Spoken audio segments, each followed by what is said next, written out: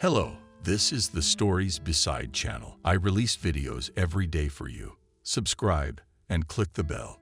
Molly rarely dreamed, only on those nights when she took sleeping pills and slept as if she'd fallen into a deep hole. And that's when the most dreams came. And sometimes they were prophetic.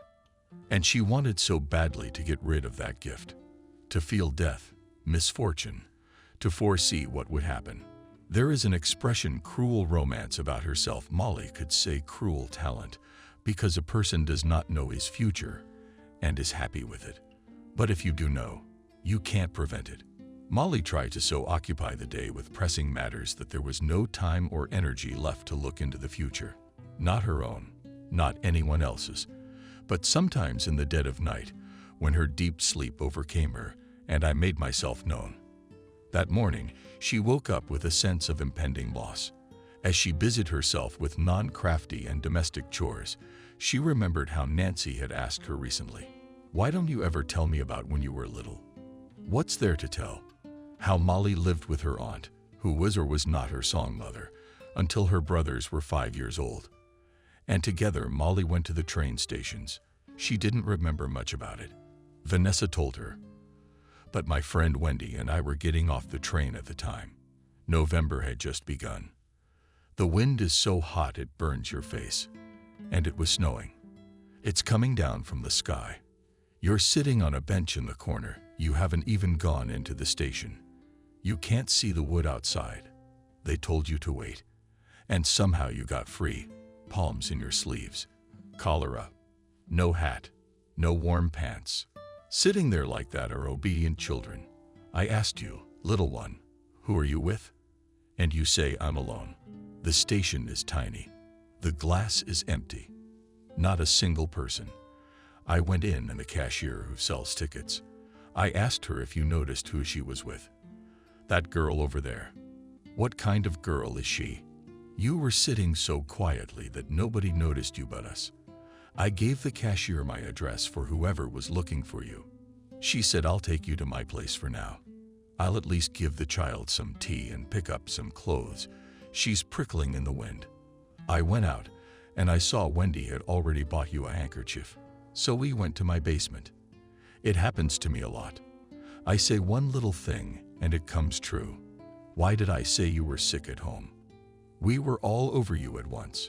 We just put both your legs in a basin of hot water and put a mug of tea in your hands. And it's like you're falling asleep. Your temperature was measured at 40. Molly remembered herself from that fever. Not after, but from it. She knew she was dying then. Who really left her at the train station? Undecided, you, the woman with whom they had previously gone on the electric trains asking for food, aunt, told the passengers different stories. Pitifully, wiping away light tears.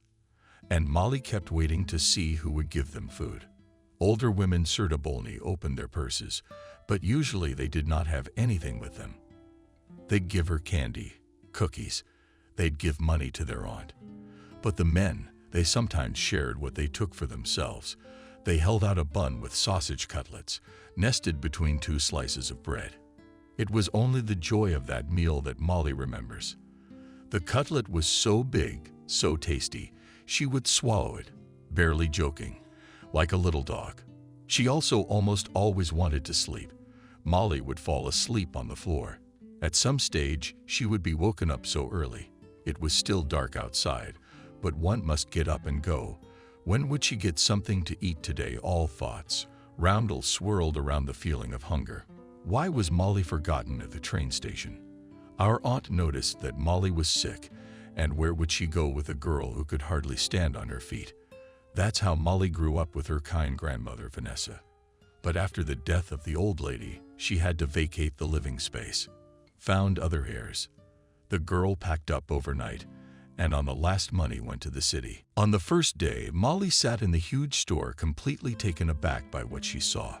The store was like a shining ship with floors of sticks between which people floated up and down on an escalator when their legs refused to walk and their eyes were tired of looking. Molly took a seat in the corner on the couch, and immediately she was offered a job as a cleaner in the same store. Since then, she's changed jobs. selling pies, walking dogs, walking kids to school. For a while, just bumming around. Otherwise with random friends or from basements. Eventually, she got a job as a checkroom attendant at a restaurant and closed the place. Late. A sleepless night, but the day is yours. No one is your boss. No one helps you.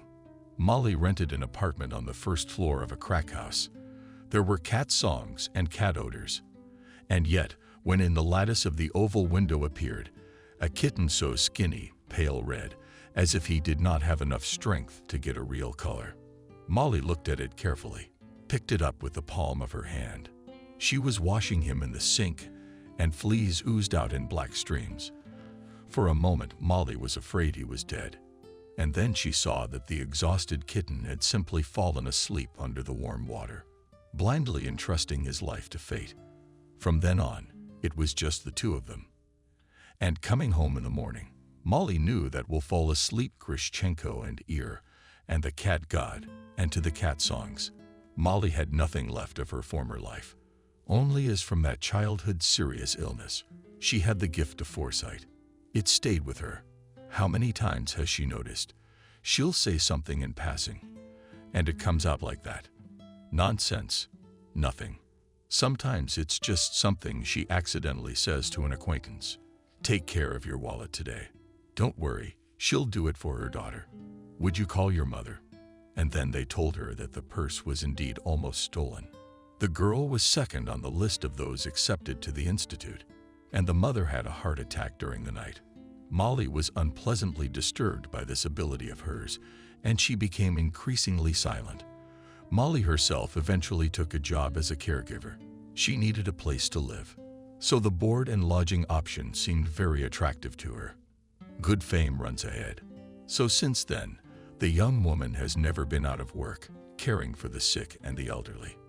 She did not just do what was required of her, Molly, and sincerely cared for her charges, and at night sat by the bedside and strictly followed all the doctor's orders, read books aloud, and if the sick person had strength, took him for a walk at least on the beam. One of the women Molly cared for was particularly difficult, even for loved ones, caring for a person who can't move himself. It's a real cross to bear. Evelyn also found herself alone. No one would have questioned Molly if her charge had not long alighted on this world. But her caregiver prolonged her life for several years, spoon-fed her favorite foods, made sure the patient always lay on clean linen. And most importantly, the two women, young and old, really became friends.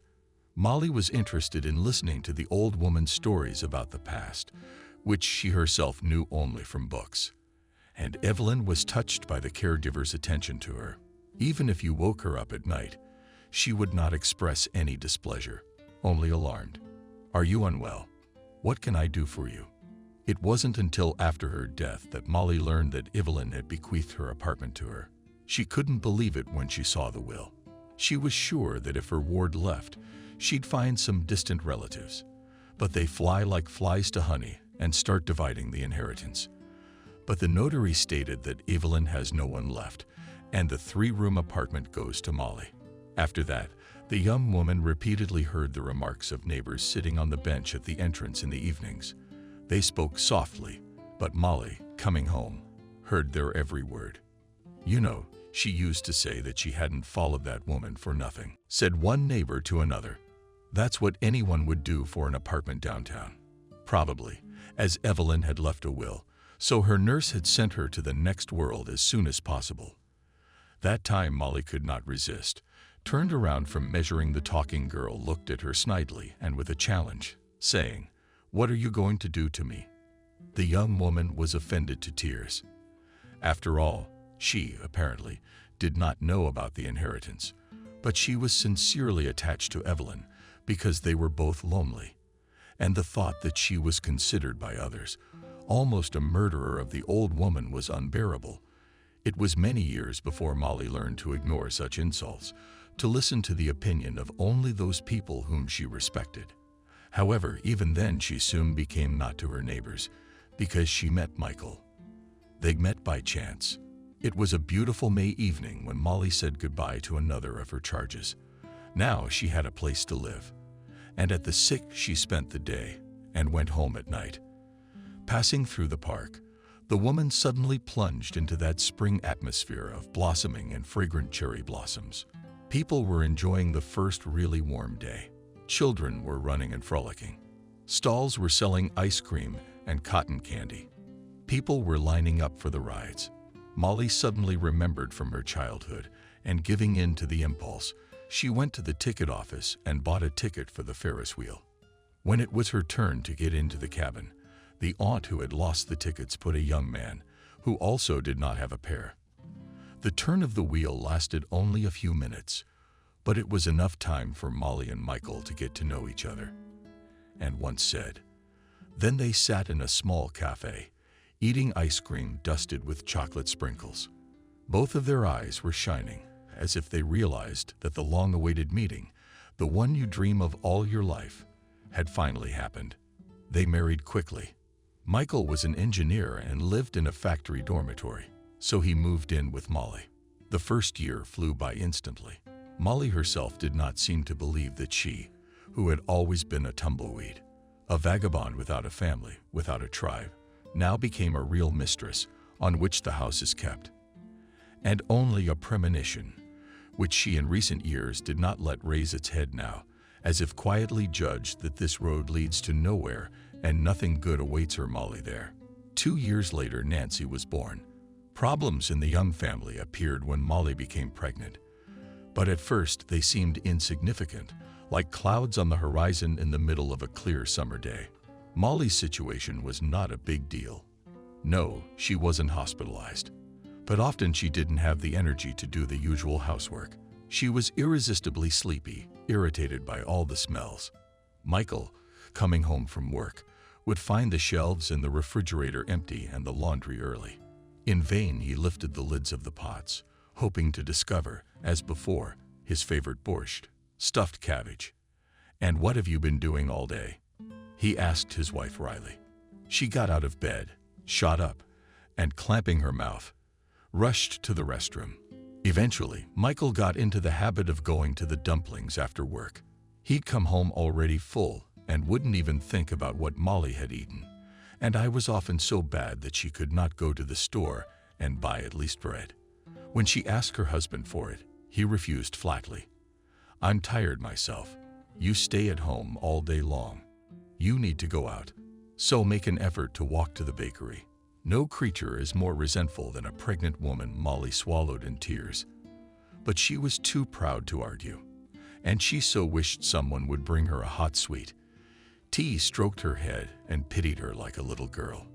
But Molly's labor went easily, and the next day she could walk down the hospital corridor. She was only worried that when she was taken to the hospital, the money that was at home in the top shelf of her closet was already running out, and Michael's probably sitting hungry. Maybe he'll guess to grab a small amount from a friend. He could take 2 portions in the factory canteen and have enough for lunch and dinner. Her premonitions were justified. In the evening, the neighbors called out her window. "Yours is supposed to be here. Here's the lady waving. You don't have any food there, you hear?" Michael didn't even bother to lower his voice. "You're being fed. Maybe there's some leftovers. We've got a lot of food at home." Molly's cheeks are flushed. She still had a glass of soursop on her nightstand and a bun on top. The hospital afternoon snack was helped out by the neighbors from home, constantly carrying different takedowns. The women quickly collected the handover and lowered it right from the window. They tied a rope to the bag. At the situation in the ward laughed, but Molly felt that her neighbors condemned Michael and rejoiced that their husbands are quite different. Back home, Molly quickly realized that her husband was not at all thrilled with their daughter. Like many young fathers, he wanted an heir son. While Nancy was very young, Michael seemed afraid to touch her. Molly, after many sleepless nights, wandered about like a sleepwalker. She wanted only one thing: to fall asleep for long hours, so that no one would bother her. But the young woman kept thinking that family was the most precious thing she had. So she tried to take care not only of the baby, but also of her husband. And there was not much left for herself. When Nancy grew up a little, Her father warmed to her. And now he could be sent for a walk with his daughter from time to time. And after Nancy went to school, it was Michael who attended all the parent-teacher conferences. Molly was glad of that. After all, she hadn't gotten any education herself, so let her husband handle school and business. Now that her daughter spends part of the day in the classroom, Molly got a job as a social worker. The salary is pennies, but it's a familiar job. You can always run home in the middle of the day to do some errands. And the seniority comes with it, sacrificing your own interests all the time. Molly consoled herself with the fact that in the fall there is no career and men do not look admiringly after her. But she gave herself to her family without a trace. A huge shock for her was the evening when Michael made his confession. It would seem that nothing boded ill. Even on the contrary, Molly released early, had time to run to several stores, brought heavy bags, and not just cooked dinner, but also a pie from the bakery. I am exactly the kind of youth skinny. One bone can tempt and eat a couple of pieces. And actually the smell of baking brought Molly back to her childhood, when her grandmother Vanessa took such loving care of her. But Michael didn't pay attention to dinner. He barely spoke hotly and pushed the pie away from him. "Are you feeling all right?" asked Molly. More than her husband answered, and his tone seemed strange to her. "So what's wrong with it?" It seemed delicious. There was resentment in Molly's voice against her will. It was a time of empty store shelves, and it wasn't easy for housewives to feed their families. At times many in lines, running from store to store, and Michael would push back his plate instead of thanking her. "A first-class pub try," Nancy confirmed.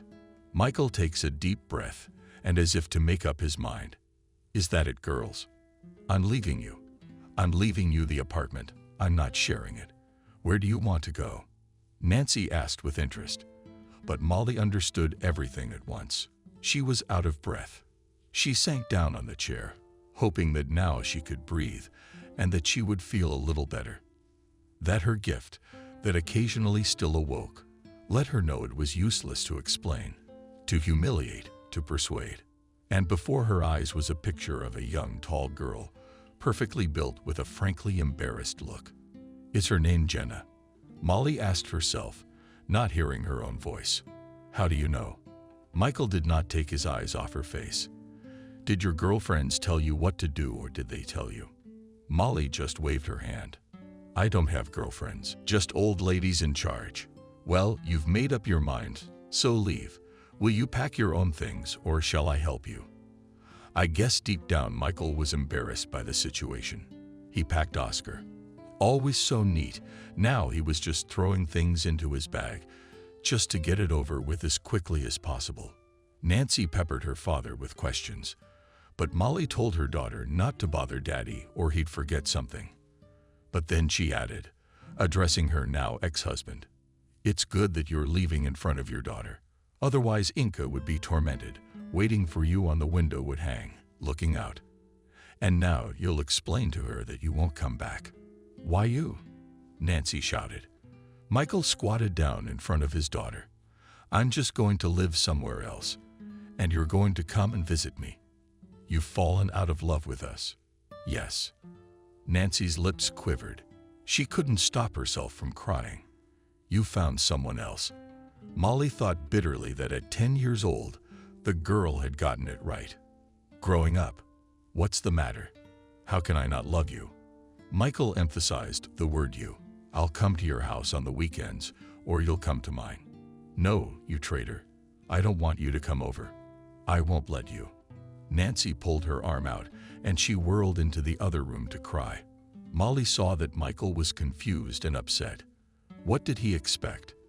A grown woman can still understand and accept the situation, although God knows she did not expect such a blow. But a girl whose father is leaving her, maybe Michael expected Molly to start comforting him.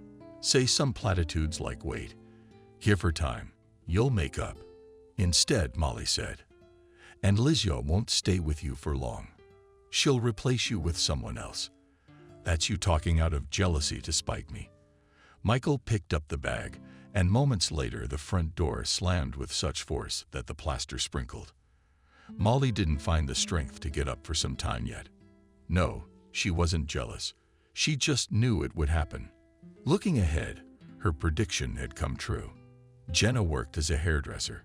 Years later, when beauty services began to evolve, she had her own salon, Shub Girincha. By the time Michael and Jenna went to her, she already had a son from her first marriage, then had a daughter in common with Michael. The young beauty was not going to share her husband with anyone else, and in vain Michael promised, and not that we'll often see her. Jenna not only did not let him to the former family, but also took him away from home and friends. It was not until a year later on Nancy's birthday that Michael arrived at his daughter's house. With a gift of a large bag of bunny, he went up to the apartment. Jenna was waiting in the car waiting for him. She forbade Michael to visit and ran to her room, locked the door, and flatly refused to talk to her father or take the present from him. Michael went downstairs, and the speaker's hair took from the open window and fell at his feet.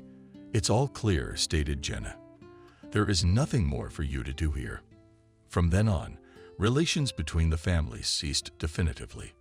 And even when Nancy was seriously ill, Molly did not ask her ex-husband for help, did not ask for money for medicine. As the years went by, Jenna didn't seem to grow old.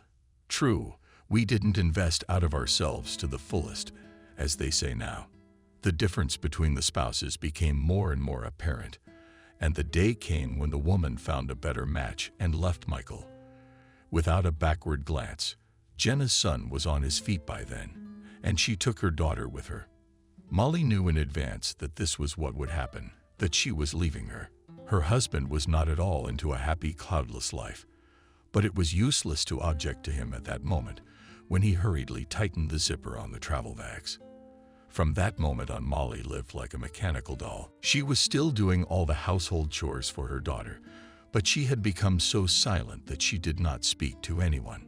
When we turned to her, and she would only answer us. Molly had not been beautiful before, but she had a pleasant face, and she had a good disposition. And now it was like she was attracted. You matched the colors in her hair, silver and gray. Suddenly, Molly began to fear for her health. In her case, that Nancy would send her to boarding school, as once Vanessa's father would not take her, and his new wife was not needed.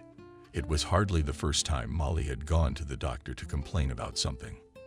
But I didn't know what I felt bad about. That's all, she said. The elderly doctor measured her blood pressure, listened to her heart, and then looked at her patient's trembling fingers for tears. Every now and then at the eyes sighed, and wrote a prescription. "Here at least 10 days take a pill and go to sleep. Wake up, and then take another pill and go back to bed. Otherwise you'll drag yourself to a mental institution," she said, handing Molly a piece of paper. "Thank you," Molly said. Once again, I held back tears. Lightly touched her hand and the doctor's.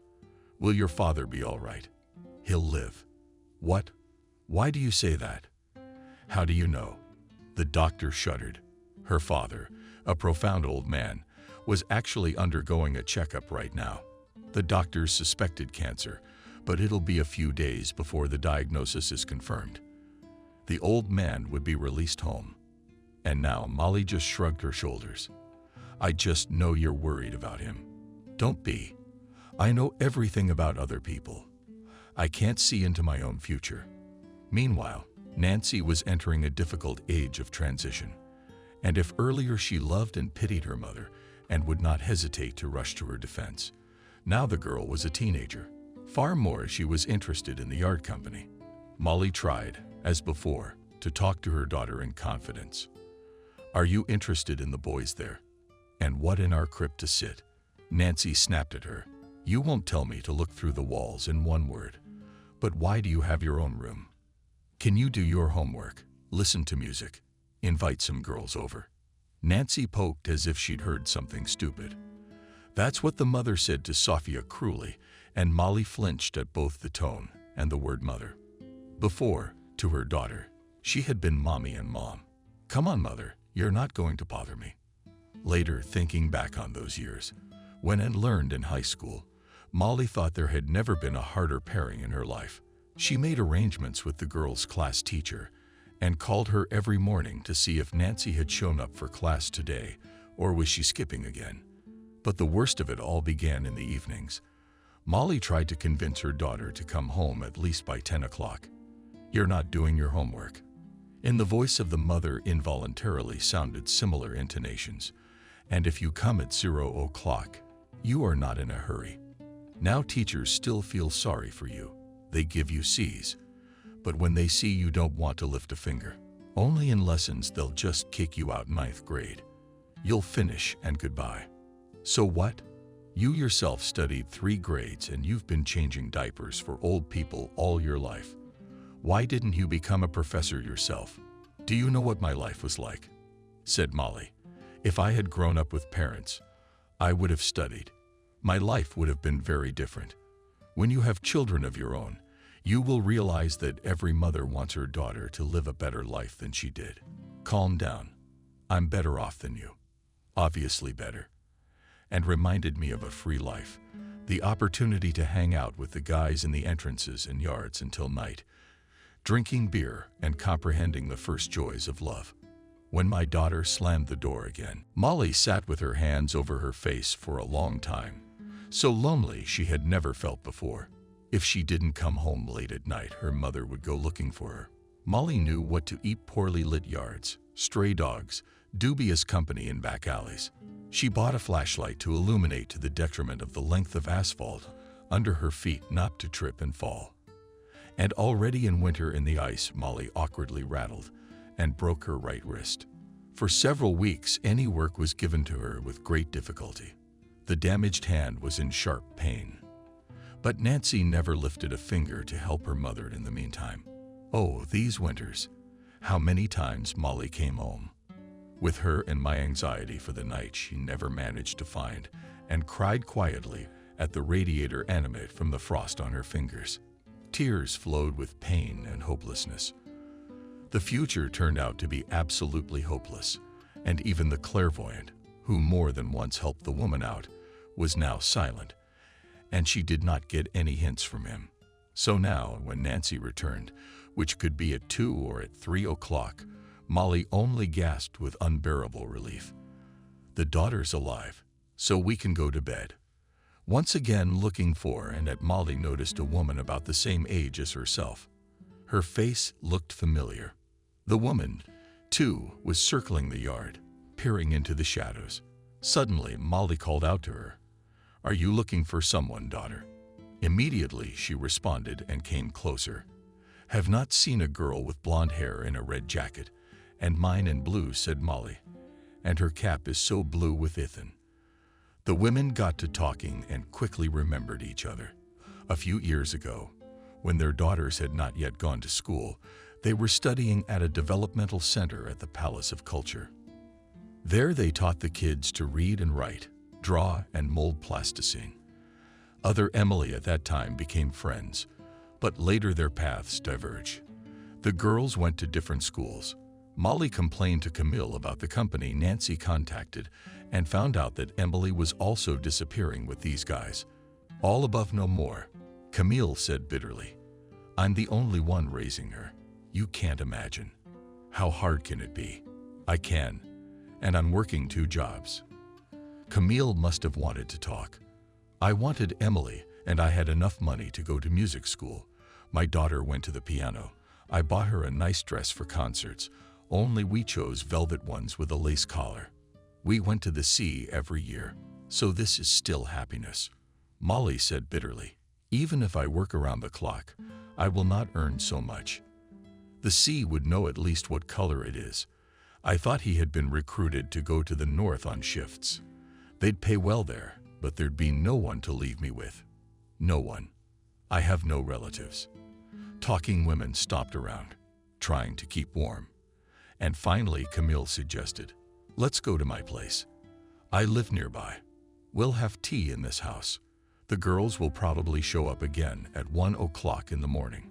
God knows where they're sitting now, but we won't let them go." Molly, for the first time in a long time, I felt a rush of warmth. Now she had a friend who could understand her better than anyone else. someone to complain to and cry to. Camille's apartment was on the second floor. She and her daughter lived more lavishly than Molly and Nancy. Camille caught the gaze of her new acquaintance, Molly, involuntarily admiring the kitchen. "What a beautiful set. And how cozy."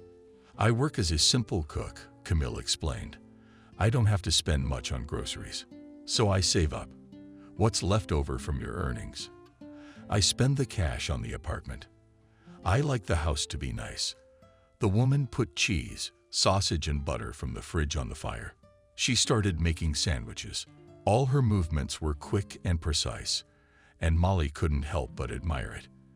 Everything is already arranged on plates and looks like in a restaurant. The thick smell of good coffee wafted through the kitchen.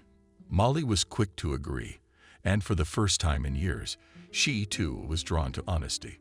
So I told him okay. I was so scared. I mean, if something happened to me, who would want the girl?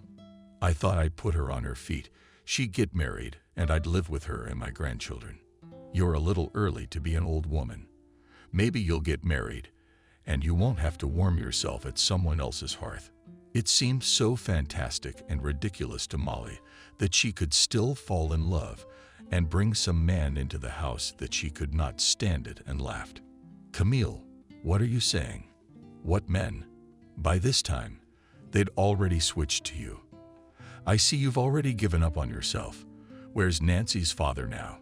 Camille squinted. Molly didn't hide it. "He's living in some barber shop." "And yours?" "I don't have anyone. I'm from a large family. You know, my eldest daughter. We lived in a village near the city. I knew I had to help my parents raise the younger ones. After school, I went to culinary school.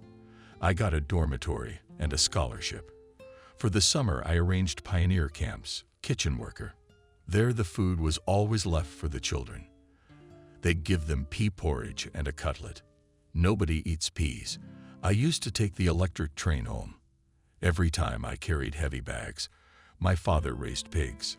Then I got a job in the factory canteen. I still managed to get an apartment. All the time I didn't care about myself or my personal life. And in the end, I decided to fuck it. I'll go to the sea for a vacation. Maybe I'll have an affair with someone else." And Molly, I couldn't take it. And so it was. A love child. He was a military man on vacation in a sanatorium. I knew he had a wife and kids at home. Maybe it's medieval, but my mom instilled in me that you can't build happiness on someone else's misfortune. So I didn't even try to break up the family. I left the South before he did, and in the spring I gave birth. Camille thought for a moment, looking past Molly. She seemed to remember those distant days when there was a warm blue sea in her life. Bouquets of southern flowers, champagne under the starry sky, with large stars, and the love of her life. A short time of absolute happiness that never happened again. At that time, the knob on the door twitched, and Camille hurriedly jumped up. "Thank you, God, I forgot the key again." Molly badly remembered what Emily had looked like as a child, and now she watched the blonde girl of small stature throw off her boots. "Nancy was with you?" she asked. Nancy went home too. Emily did not hang up, but rather tossed her jacket on the coat rack. Mother had something to eat. Molly thought that all girls are the same at this age. They say they smell like cigarettes. God, if only they'd wise up over the years. She was in a hurry to get home herself. And so Molly's friend, Mrs. Molly, got a little easier since then. The women exchanged phone numbers. At first, they called each other for advice and to complain if their girls did something wrong again. Then there wasn't a night that went by that Molly and Camille didn't talk, even just talking about nothing. Supported them, helped them to shake off the heavy burden of the day's cares.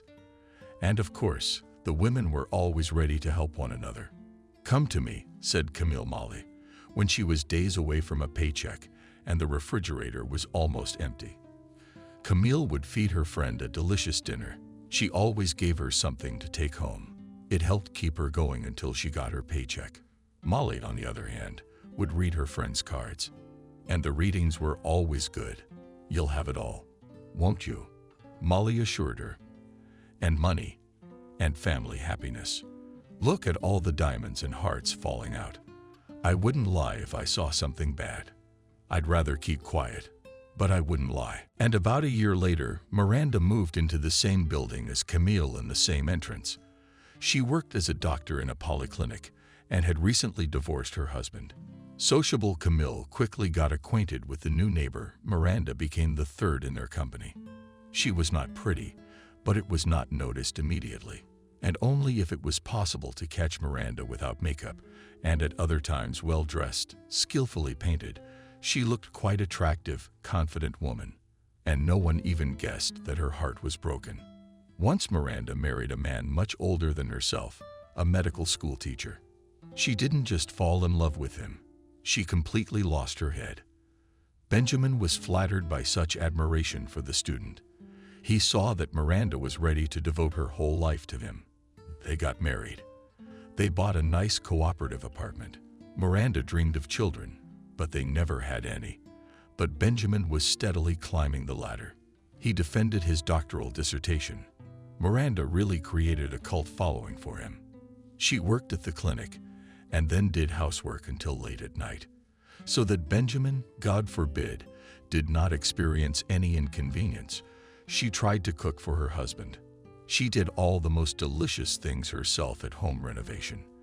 The lion's share of his wife's salary spent on him the same got through acquaintances expensive fashionable things and kept them in immaculate order. Coming from work, Benjamin only rested. But even such a life did not suit him in the end. He had an affair with a young student and announced to Miranda that he was divorcing her. I almost went crazy then, admitted Benjamin friend. For me, divorce from Benjamin meant the end of the world and the ground from under my feet. I don't remember how I worked in those days. You know what shook me up? That my health collapsed. My colleagues assumed it was cancer. While I was being examined, my whole life flashed before my eyes. I saw some hard cases in the hospital. And I myself, thank God, the diagnosis was not confirmed. But after that, it was like a cut-off. I stopped worrying. I realized that I should appreciate the fact that I am alive on my feet and I have a piece of life. So why let it go to waste? Gradually, the three women became friends, so that they began to consider each other almost like sisters. First of all, it was a moral support. To sit together in the kitchen, drink coffee and cry, but not traveling daughters. To complain about the injustice of the bosses, to exchange recipes.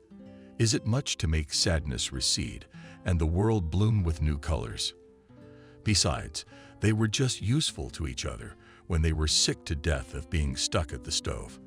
Girlfriends could always drop by Camille's and try something delicious, unusual, cooked like the best restaurant. The grocery stores were just getting better. But for Camille, cooking wasn't just a profession, it was a vocation. God, what am I doing? Already Miranda was left reaching for her plate. I'm eating my fourth cheburek. I can't fit into any dress in the summer. Plus it's bad for your liver, your metabolism, everything, writes the know-it-all. Camille sewed her friend's hair as if she were a little girl. And I make the dough myself from country eggs.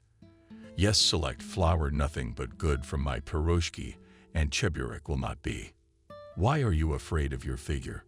Men, as you know, are not dogs. They don't throw themselves on bones. If the friends, in turn, got sick, Miranda treated them. They forgot how they used to stand in line at the clinic for the coveted coupon. Miranda came to the sick every day, took their blood pressure, and gave them shots. Besides, she was the most well-off of the three. And seeing how Molly beats, I tried to make her on occasion, and without occasion, and not some gifts cosmetics good will bring, then collect a whole package of almost new things. I've been going through my closet, and I'm not going to wear it anymore. Maybe this will work for you. Molly tried to do something to thank her friends. A few times a year, she helped them with the house cleaning. She took on the hardest jobs, and of course, read cards for the women and predicted Kelly's future on the palm of her hand. She didn't turn to her own. I just tried to pick the kindest words and the brightest predictions. She really wanted her girls to be happy.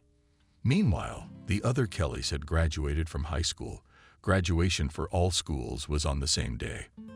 By this time, she seemed to have taken on a mindset. For the last year, she had been spending less and less time out of yard company. You could say she'd completely withdrawn from it. She started going to a tutor and passed her final exams very well. With such grades, was not ashamed to enter the institute. She was rewarded with a beautiful dress from the mother of an acquaintance who brought it from Paris. Miranda gave her gold earrings. Camille's showing in her daughter was her whole life. She had every opportunity told her friends in parallel, so wanted to send her somewhere to rest, she said. After all, the girl was tormented. She spent days and nights with her books. But Kelly said, "No, Mom, when I see myself on the acceptance list, then I can relax. Until then, I can't do that." She's decided to go to Polytechnic after all. It won't be too hard for a girl. All that drafting math was clarifying.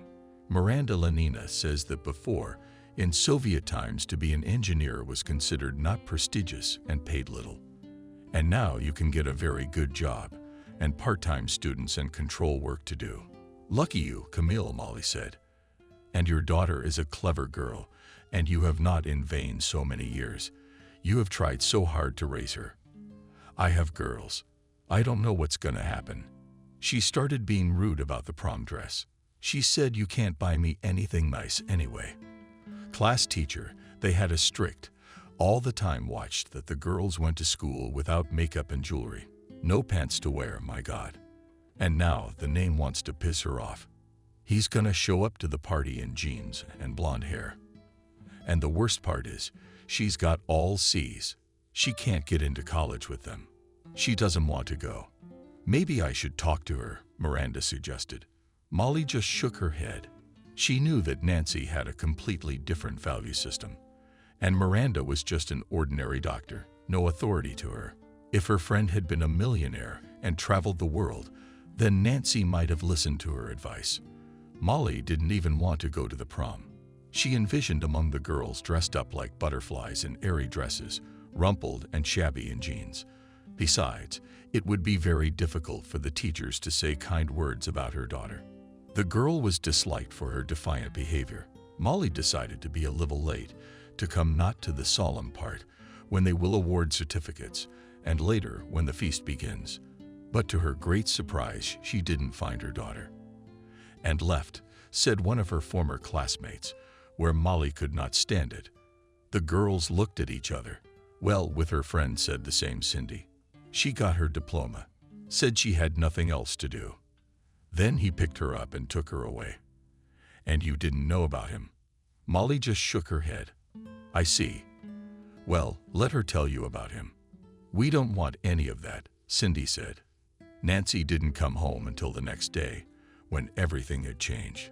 But seeing that the girl's mood was good, and Molly decided to refrain from reproaches and kind words, she tried to find out. "I'm sleepy, tired. Oh my gosh." As Nancy cried, "Take off your clothes. What are you going to do next?" Molly asked. She's sitting on the edge of the bed with her daughter. "I'm going on a course." The mother was not mistaken. The daughter spoke in a remarkably friendly manner. "Taking a little more time off from exams. Then I'll enroll in a course, work with the secretary, and then we'll see. Now get off my back, Mom. I'm going to get some sleep." Molly walked out of the room, pretending to shut the door behind her. Well, she sighed to herself. At least let it be that way. A clean job in the warmth. At least they'll pay her something. And then maybe she'll get wise to Emily's real profession. And indeed, life seemed to be getting better, and she looked satisfied with the courses. Did not take up much of her time. The summer flew by quickly. Kelly became a student. Her mother invited her friends over for tea and cake. But Molly had something to brag about this time and got a job in a firm. She said, "Salary's 3 times what I get." Well, obviously, social workers are always the lowest paid. But still, Inka was very lucky. For a girl to have that kind of income to begin with, it's very respectable. "Lucky," agreed Camille. "Usually it's a job that comes with a lot of favors." "Didn't you ask who put your Inka there?" "Why do you say that?" Miranda went down on her friend. Now it is required that the employee is young and good-looking. Camille only looked at her, Miranda Volkova. Molly looked from one friend to another. She too began to have doubts, and after a while she still learned about her daughter that the employment did not do without the support of one person. It was, as others had said, a classmate of Nancy's. William was 15 years older than her daughter. It was clear that he had taken a fancy to the young, pretty girl, and as much clearly, this relationship would not continue. The chief had a family. William's wife owned a cosmetic clinic. His son was growing up. The businessman's family life suited him perfectly, and he wasn't going to divorce.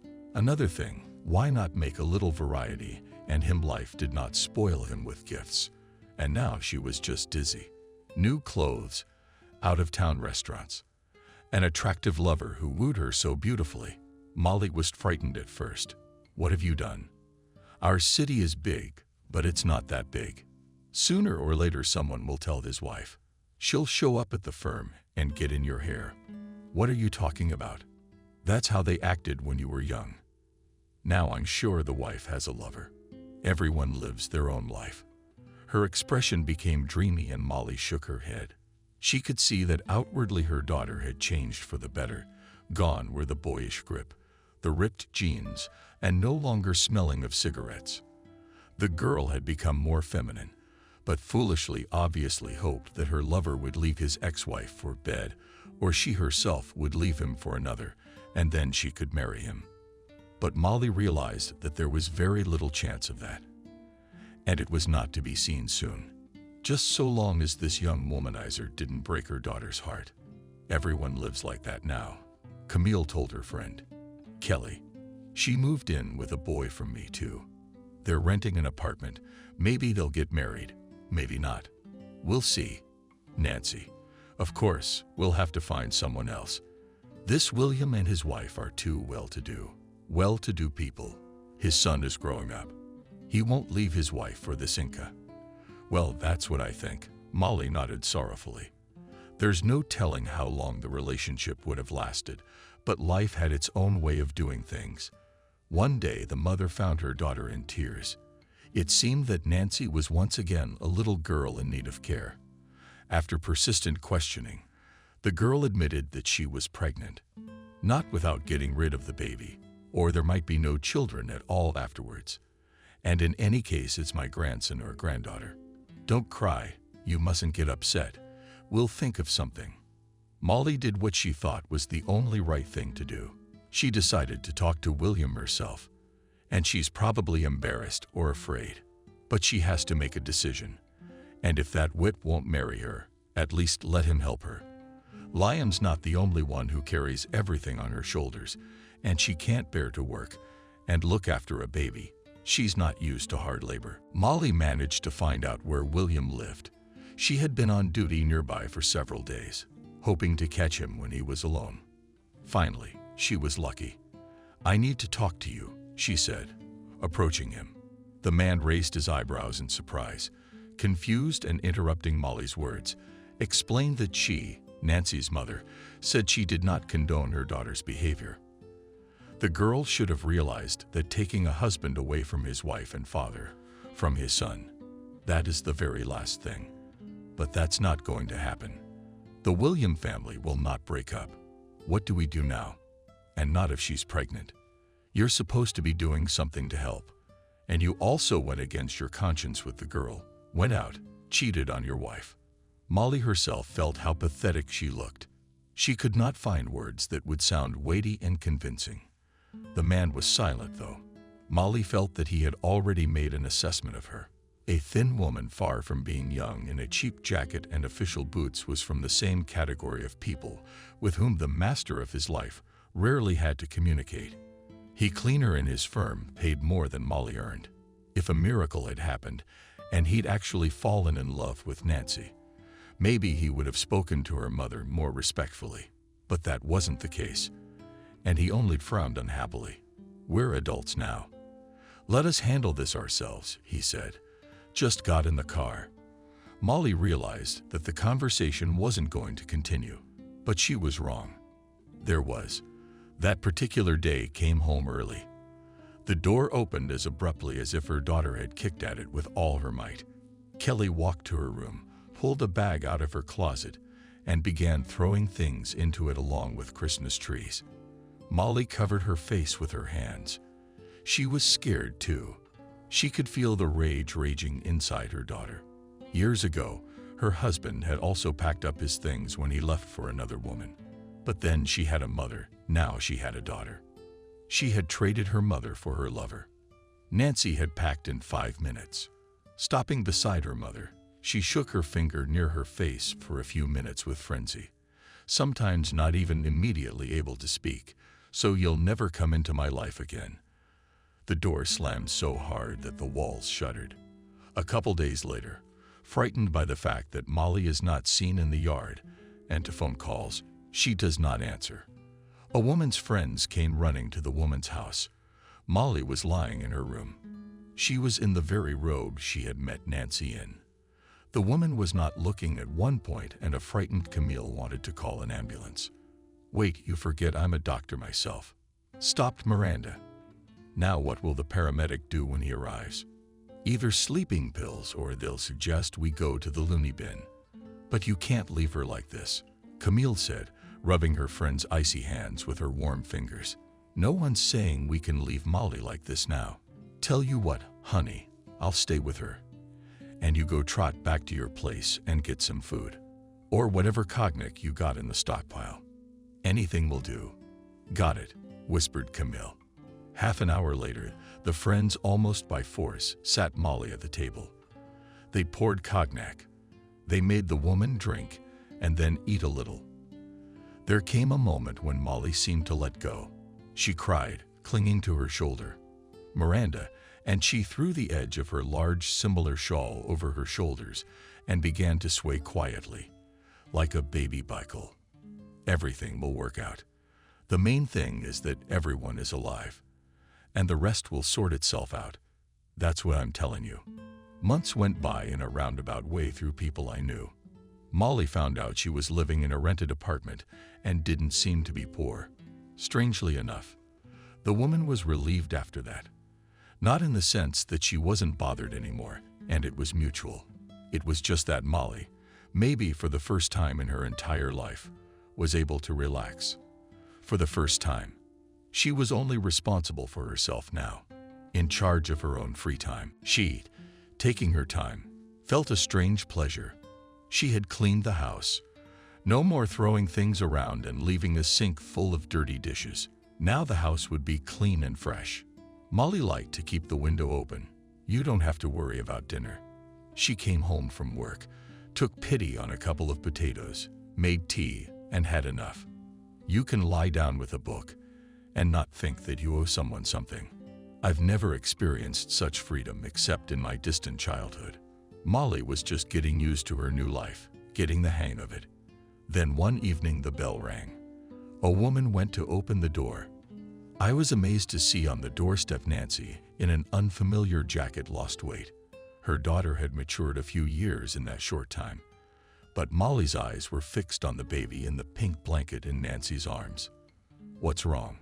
Molly shrieked involuntarily. The only thing that came to her mind at that moment was her daughter had been kicked out. She had nowhere to go with her newborn baby girl. And she had come home. "But where's the stuff?" "Maybe left downstairs. In the car. We should help fetch it." She looked less like a happy young woman who had come to visit her mother. "Come on, get undressed." Molly's daughter was stunned. No, I'll just be a minute." In the voice of Nancy was not that tenderness, not even some warm notes, showing that she came to a loved one. "Why a minute? What's the matter?" Molly inquired hurriedly. "Here you go. That's my daughter. Her name is Lisa. Here you go. I'll just have to take this for now." She quickly went to her room, started putting the rest of her things in the bag. "You're leaving again," Molly read to her granddaughter. It was as if her hands remembered how to do it on their own. Nancy nodded, focused on not forgetting anything. Finally, the packing was done. I left my bag there in the hallway. Lisa has the formula. A couple of jars I brought. Read it. It says instructions on how to prepare it. That's it. I'm leaving, where the mother was going. And it's only now that she's starting to get it. What's going on? Nancy smiled a strange smile. Why did you ask me so much not to have an abortion? You said you'd help me raise her. But here's Lisa. You go right ahead. But how can you leave her so little? Where are you going? That's something I don't have to tell you. Yes, sometimes a woman's a mother, and sometimes she's done rhyming. But I must have raised the latter, so I didn't argue. You did. So now we're paying the price. Left alone, I was no longer alone with Lisa. Molly grabbed the phone. Camille, get Luda and get over here. Camille's voice is still on the phone. Digging up the diapers, Molly forgot about everything in the world. She barely had time to feed the baby when her worried friends rushed in. From such a surprise and much-seen women for a while-lost speech, Lisa sang sweetly and fell asleep on the couch. They sat there in silence, but it didn't last long. A doctor in our polyclinic a year ago, my daughter gave birth in a whisper, and in order not to wake up the baby, began Miranda. And what didn't Molly understand? She decided that her friend wanted to tell her a similar story, to convince her that everything is not so terrible. But Miranda had other things on her mind. A year ago, recently, she'd asked if anyone needed baby clothes.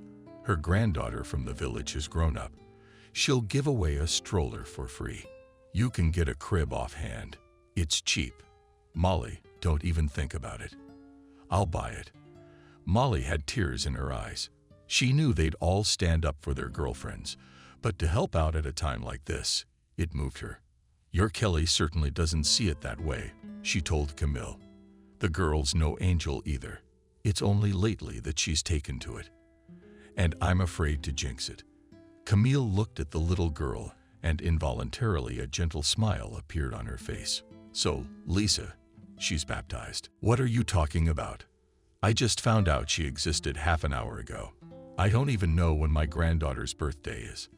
I'm gonna call Kelly today to be my daughter's godmother. You and me, we're the kind of people who need two moms, a primary mom and a backup mom. And you're gonna have to get the girl's papers from your son. If you're raising Lisa, you can't do without them. Birth certificate and stuff like that. I wonder where she's thinking of going.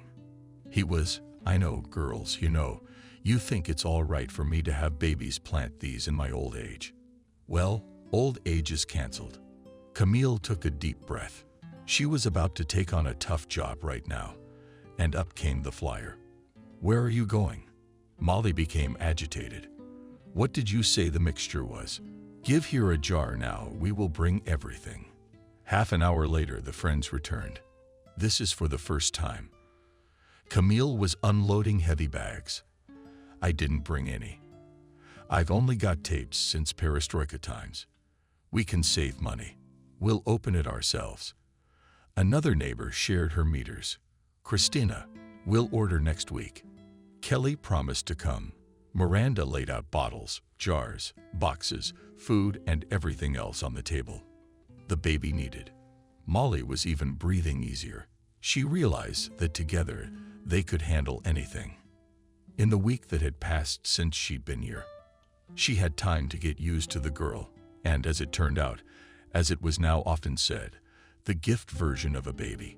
She rarely cried, and only if she was hungry or needed to change Kelly. Maybe she was born so quiet. Maybe Nancy had trained her to be that way. She didn't seem to expect to be held, and her eyes seemed grown up and sad. You can't help it, not having lived on a child for her own mother. I guess the girl had some kind of instinct to realize that, but for Molly, she became a light in the window, and her friends grew attached to Lisa as if she were her own. If the grandmother needed to go somewhere, she arranged Christina or Camille to look after the girl. They say only other people's children grow up fast, but Lisa and Molly were so fond of each other that the years really did fly by. Nancy didn't let on. Maybe before Molly would have agonized over it, but now she didn't care about the naughty girl. She had given all her love to Lisa, her own daughter. She wasn't needed. The girl studied. Well, C's were rare for her. At parent-teacher conferences, the class teacher always talked about Lisa. Kind words for Molly. I thought that God rewarded her with such a granddaughter and for all the hard things she had to endure in life. Lisa was just finishing 11th grade when Nancy called. Molly didn't even recognize her voice on the phone. They sounded like they barely knew each other. Nancy said she would stop by soon. Molly wanted to ask why, but her daughter had already hung up. She had to prepare Lisa, who was used to thinking that her grandmother was her only family. That night, Molly came to the girl when she had already gone to bed, sat down on the edge of the bed, and almost for the first time in her life, began to talk about her mother. Before, both of them had subconsciously avoided the subject. Molly spoke carefully, trying to remember something good about her daughter, like when she stood up for her to her father as a child. "Grandma, but she never mentioned me once," Lisa said quietly. "Not even when I was so sick with pneumonia. Nor when you and I didn't have a penny of money. Your entire paycheck was stolen. Aunt Miranda bailed us out. Aunt Camille brought us all kinds of food. And this one, who is considered my mom, never even called once to just ask daughter, 'Are you alive at all?'" Molly sighed. "But it's not like I'm asking you to like her. Just get to know each other. I mean, what if something happens? What minute you need her help? I'm not forever." Lisa hugged her grandmother tightly and clung to her. She had never imagined anything worse in her life than losing her grandmother.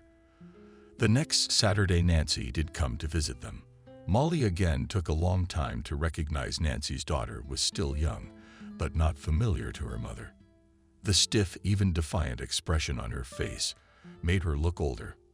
This time, the woman took her time. She brought a bottle of good champagne, sweets and fruit, and nothing for the daughter.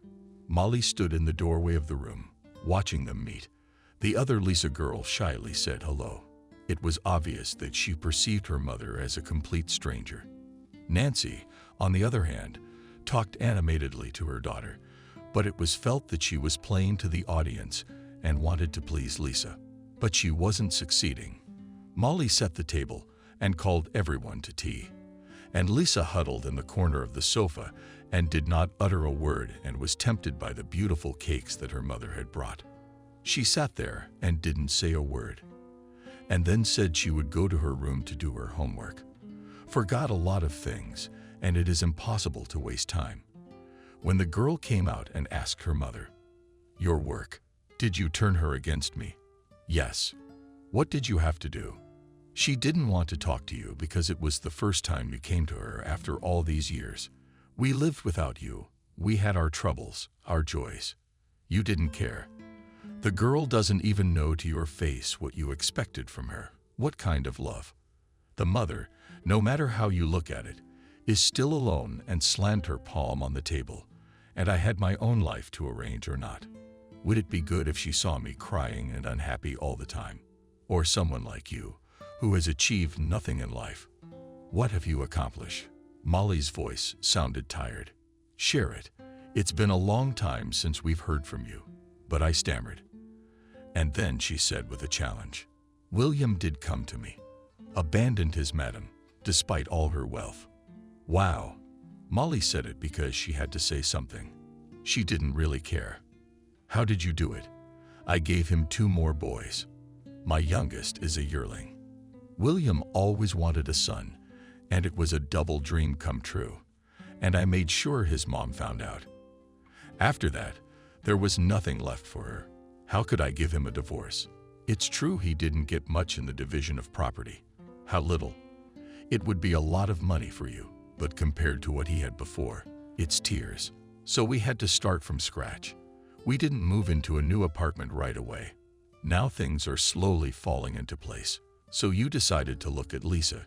Your William remembers that he has not only sons but also a daughter.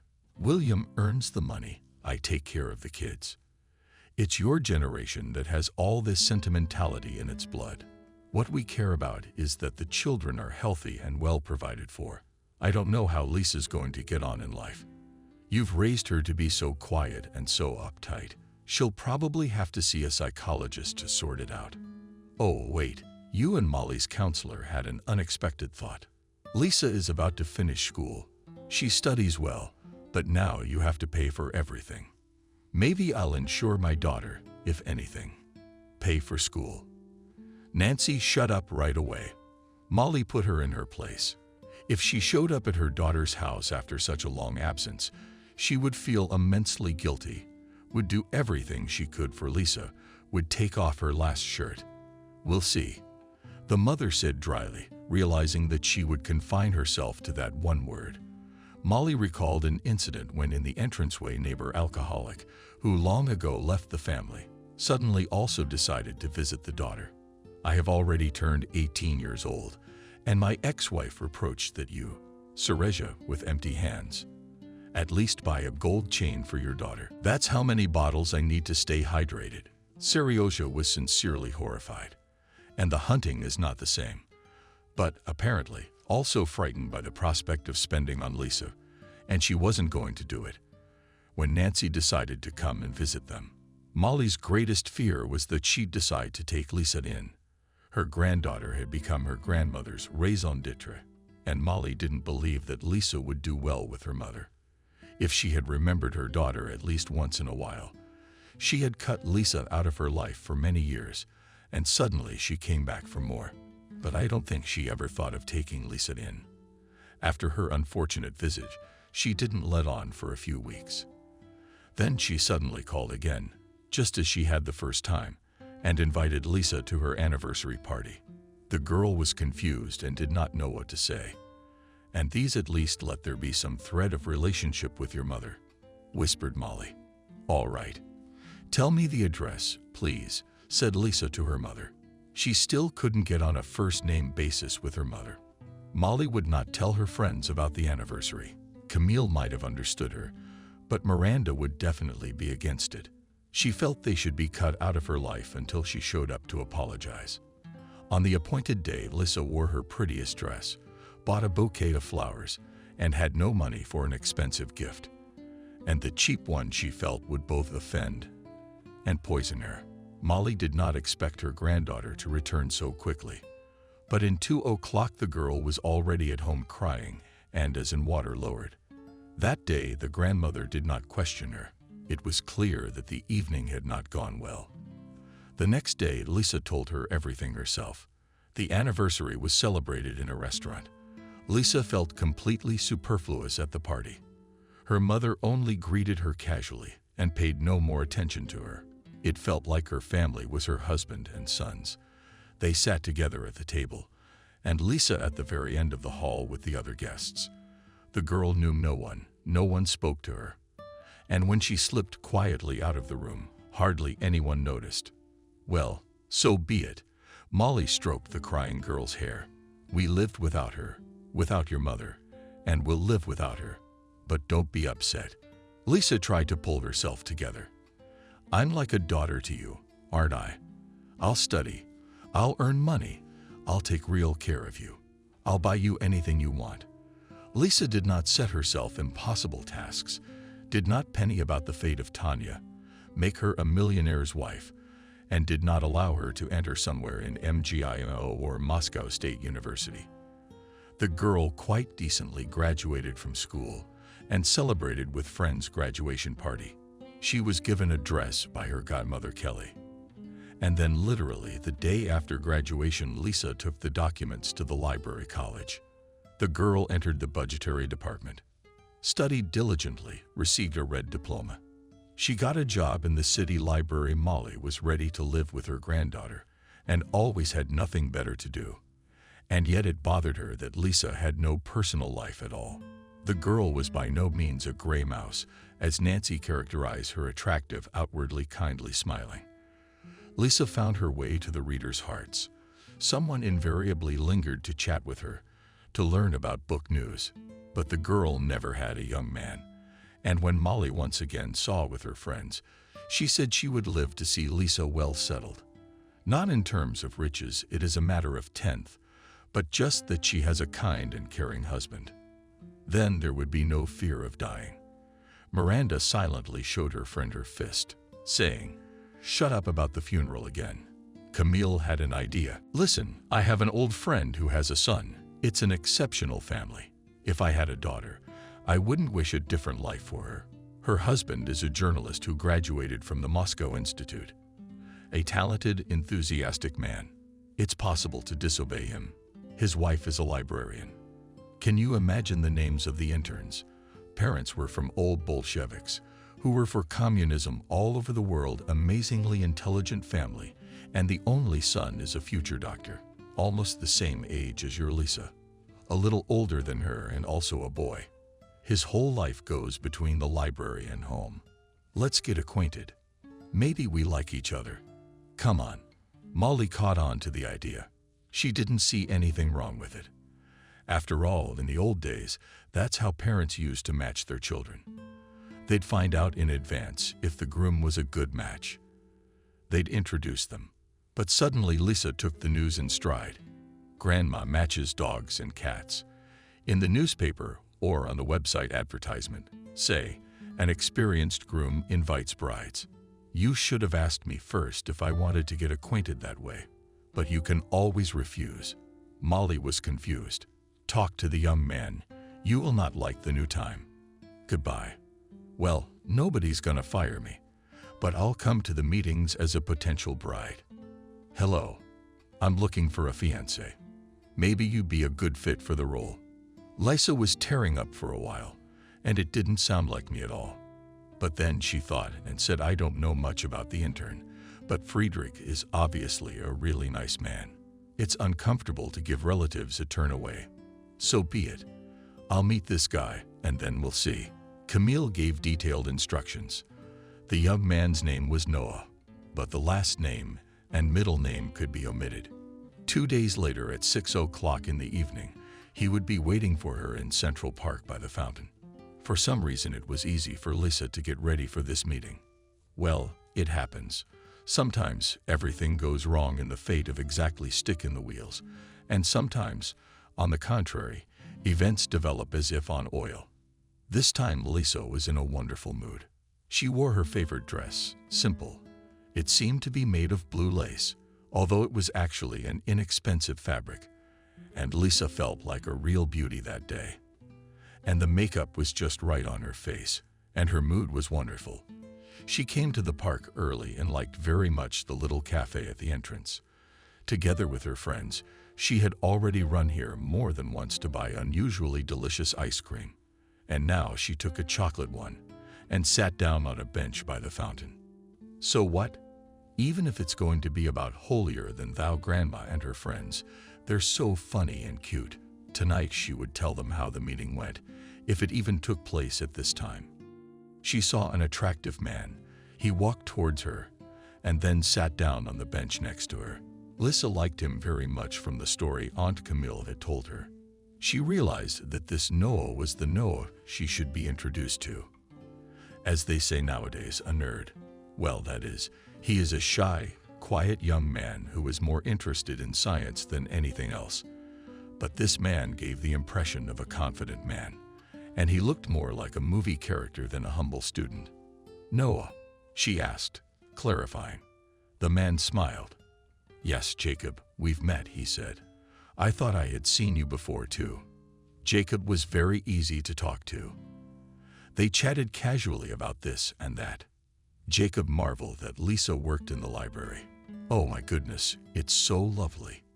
19th century. A beautiful woman with a scythe who lives in the realm of books. When I was a kid, I fell in love with the librarian. True, she was already old, but she always left me books of fairy tales. I, too, always loved fairy tales and did not cry if they turned out to be sad. How much I felt sorry for the Little Mermaid and Andersen. The conversation moved from one topic to another. Jacob told me in such an interesting way what the city used to be like that she no longer remembered. They found common acquaintances among the teachers. Engrossed in the conversation, the young people did not notice how the sky frowned. They came to their senses only when a heavy rain fell. Holding hands, they ran to the nearest store to wait out the downpour inside. But it didn't look like it was going to end anytime soon. So Jacob suggested they stop by his place and have coffee. He also bought champagne. Although Lisa said that the last time she had drunk anything stronger than lemonade was at the high school graduation party, the girl didn't know what was happening to her. Sure, Noah was very attractive in appearance, but unless there was some kind of chemistry between a man and a woman, nothing much would happen. They chatted sweetly, smiled at each other, and parted ways. And then Lisa realized that she couldn't take her eyes away, paying attention to his every word. And when his hand touches hers, she simply loses her mind. Lisa almost didn't remember the apartment where Noah had taken her. They were talking again, drinking champagne. The girl's head was spinning, and when the young man embraced her, it was impossible to break away. She only sighed deeply and sweetly, threw her arms around his neck, and put her lips, which no one had ever kissed before. In the morning, she woke up first with her wine, and in front of her grandmother, who probably already thought that Lisa had had an accident, since she didn't come home for the night. But it was Molly's grandmother and her friends who decided to introduce her to Noah, and the young man came to the meeting expecting to see the girl who could become his bride. Jacob was still asleep, and Lisa decided to run home and tell her grandmother that she was okay. Quickly getting dressed, she saw Maitha's jacket tossed carelessly on the back of a chair. The edge of a passport was sticking out of the reward pocket. Lisa couldn't help herself. She took out the documents, unfolded it. Jesus. Ivanovsky Noah. Married, registered in St. Petersburg. That's a completely different person. What had she done? Moments later, Lisa was gone from the apartment. She ran home crying and fell into her grandmother Molly's arms and burst into tears. I'm such an idiot. She just realized she didn't understand anything. Camille called. Noah said he waited for you in the park for a long time and stood there until it started to rain. But you never showed up, so you changed your mind about meeting him. Where were you? Can you tell me? Lisa never lied to her grandmother, but now she wrote that she hadn't met Noah. She was very upset, so she ran to her friend's house to seek comfort, and it started raining. And they just chatted and fell asleep. I realize it was my fault. It happened again. Lisa started to find out the details of the failed meeting. They called Camille, and Camille called her friends. As it turned out, Noah was waiting for Lisa in the park near the City Palace of Culture near the new fountain. And the girl went to another park, which was also in the city center. Young people preferred it. There were rides, cafes, a fountain in the form of an eagle. At other times, it would have been possible to laugh at the confusion. But Lisa was not laughing now. For the first time, Lisa had not been able to find a place for herself, immersed in her own thoughts. Often, when her grandmother asked her something, she would not say anything or would not answer. In addition, in just a few days, Lisa had lost a lot of weight. Molly thought it was all due to the disappointment Lisa was experiencing from a bad date. She called Camille and asked her to arrange a date for the young people again. This time, everything went well. Lisa met the young man near the local history museum, which in the town of Swampscott, Noah, turned out to be just as she had imagined it to be. A medium-sized, skinny young man with glasses. He was clearly embarrassed as he handed the girl the flowers. She had to strike up a conversation herself. It was clear that Noah had read a lot. He was interesting to talk to, but Lisa was the only one who couldn't fool herself. She was not in love with Noah, especially since this time she had something to compare it to. But the girl dutifully went on a date to hurt the young man. By refusing, she was uncomfortable. Lisa also met Noah's family. Her parents really charmed her. And when Noah, blushing and stammering, made Lisa a proposal, she thought and said yes. The girl felt she could really fit in with this family, to take her comfortable, cozy place here. But these days, when a happy bride is supposed to prepare for the wedding, to look for a dress, shoes, to agree with the hairdresser about the hairstyle, everything went to pieces. Inexperienced Lisa did not immediately realize that something was wrong with her. She complained to her friend, and the latter, hiding a smile, advised to go to a gynecologist. And there was an explanation. Lisa was pregnant. Are you going to give birth or have an abortion? asked the old doctor. I don't know. I'm getting married soon. For my girlfriend Eva, it means giving birth. Good, now I will put you on the register and write a referral to neuro specialists. But Lisa now clearly realized there would be no wedding. She couldn't lie and tell Noah that it was his child, and it hadn't occurred to her to do so.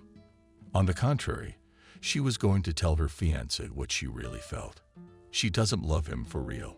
She had recently made a mistake, and now it was her duty to raise and nurture the baby that would be born to her. But the first person she broke the news to was her grandmother. The kindest grandma Molly was not to be feared. But starting the conversation, Lisa was scared out of her shattered dreams. The older woman had embarrassed her in front of her friends, and the last thing she expected was the firmness her grandmother had shown. She sat in silence for a while, nodding her fingers at the couple in the chair. And then she said firmly, "It's all right that the wedding is upset. In the old days, it used to happen that brides ran away from the crown. Well, what happened, I will always you, and most importantly, the child you will not forgive yourself. If you always put your own interests first, we'll grow up your baby. Don't worry." Lisa hugged Molly's grandmother tightly, and she stroked her head like a little girl. There was no need to explain anything to Camille and Miranda. Grandma took it upon herself. Little Kelly came into the world without any complications. Molly had called and not out of restraint told the one that she had become a grandmother. And of course, Lisa never got married, Nancy said wryly. It just so happened that she didn't. Molly's voice was calm. But why are you telling me this? Or do you think I owe my granddaughter something? Don't even think about it with Lisa. And you've lost her. She's in bed with who knows who. So you're gonna have to deal with this baby on your own. Molly didn't hang up the phone, but rather dropped it. It looked like old age was on hold. Now she had a great-grandchild to raise. You can't rely on the kindness of your friends forever. Besides, they had their own problems. Camille's health was failing. Years of hard work had taken their toll. Miranda urged her to go to a sanitarium, but the woman refused. Kelly and Mason's son, according to his grandmother, was growing up to be a real goofball. And Camille was going to take him away for the summer. He's always freaking out at his parents' house. Kelly and her husband are going abroad. They left James money to pay the rent, and he used it to buy a cell phone. That's how they were raised. Wanted to earn more money, and her husband repair expensive to make a new car to buy a new car. So they came home late at night. And how do you work? So, naturally, you fall down and fall asleep. There was no sharing. Missed the guy, but I still loved my grandmother. And Camille cherished the hope that over the long summer vacation, she at least a little, but to re-educate her grandson, taught him to responsibility. Miranda bought a summer house. I'm really old now, she said firmly to her friends. But why? So young people buy plots of land. Young parents take their children there.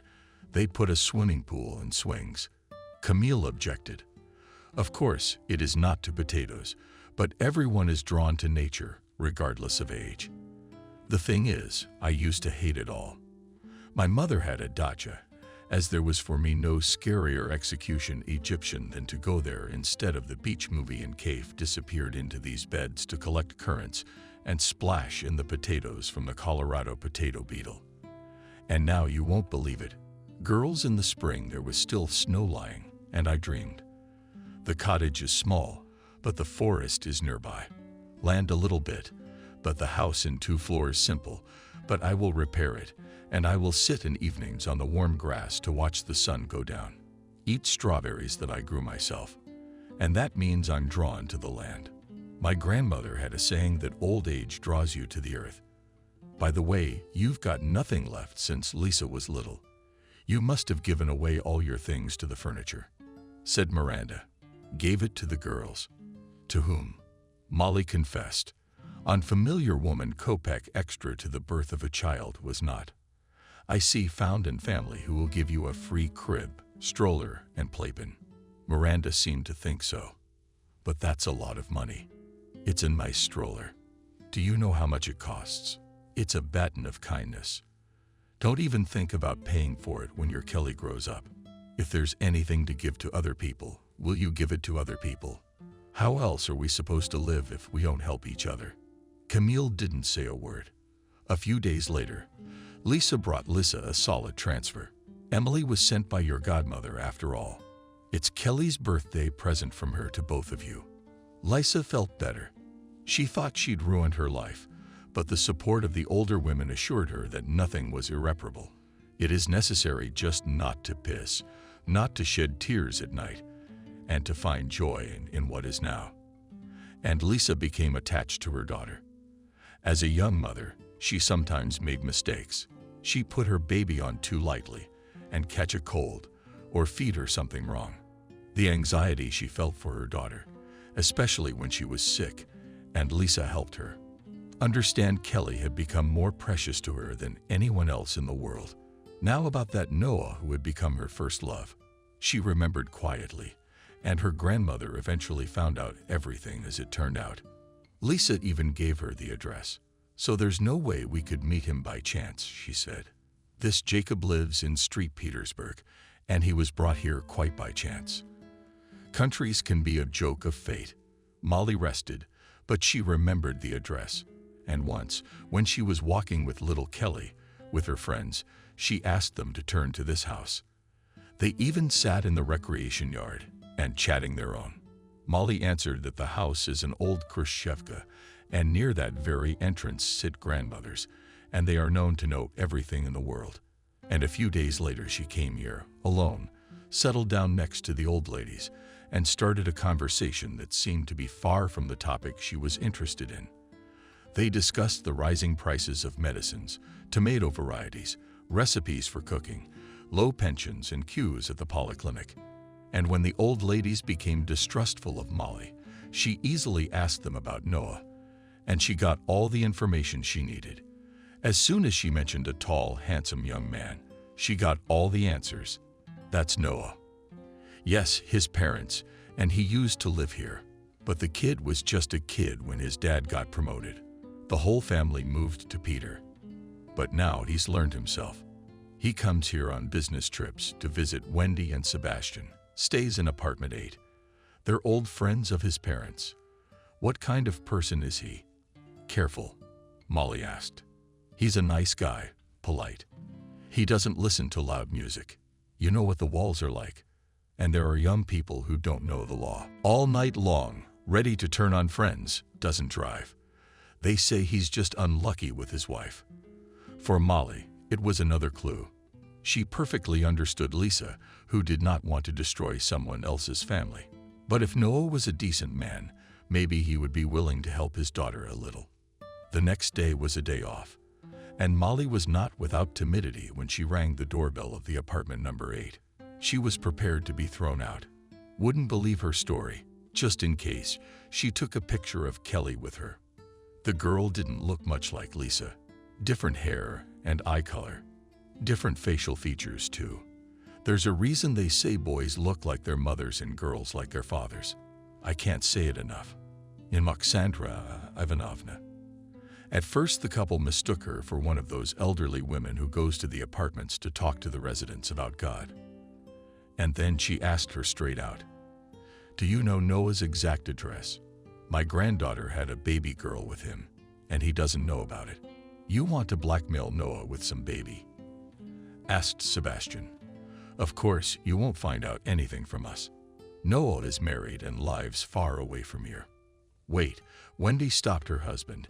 "He stayed with us for a long time when he last came on a business trip. And this happened then." Molly nodded and pulled out a picture of her great-granddaughter. God, they look so much alike. If I met a little girl like that on the street, I wouldn't doubt for a second that it was movie day daughter. What about Adriana? Sebastian asked.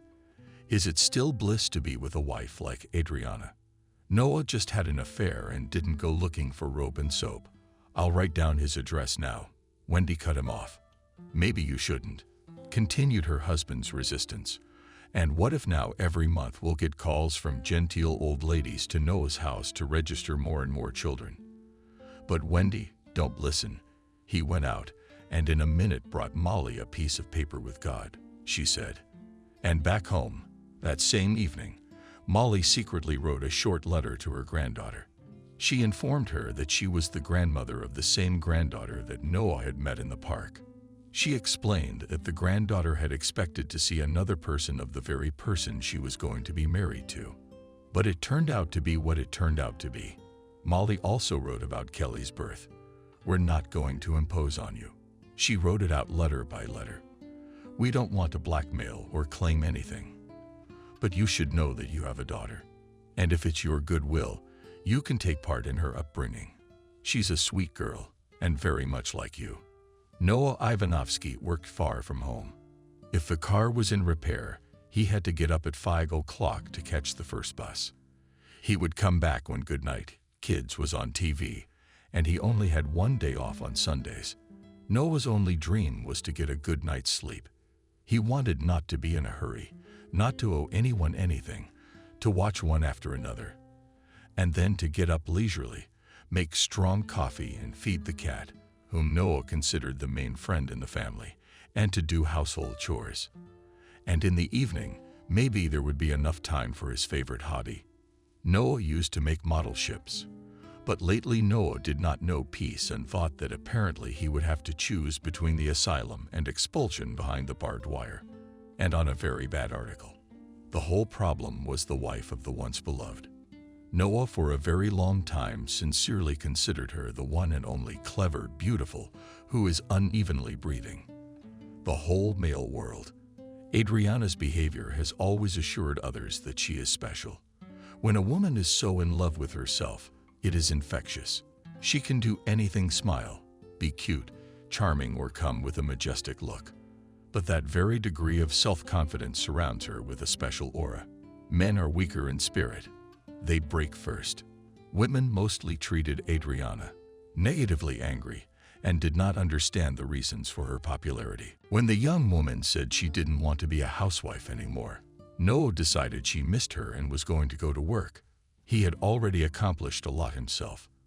He was a leading specialist in one of the firms, and his earnings were good.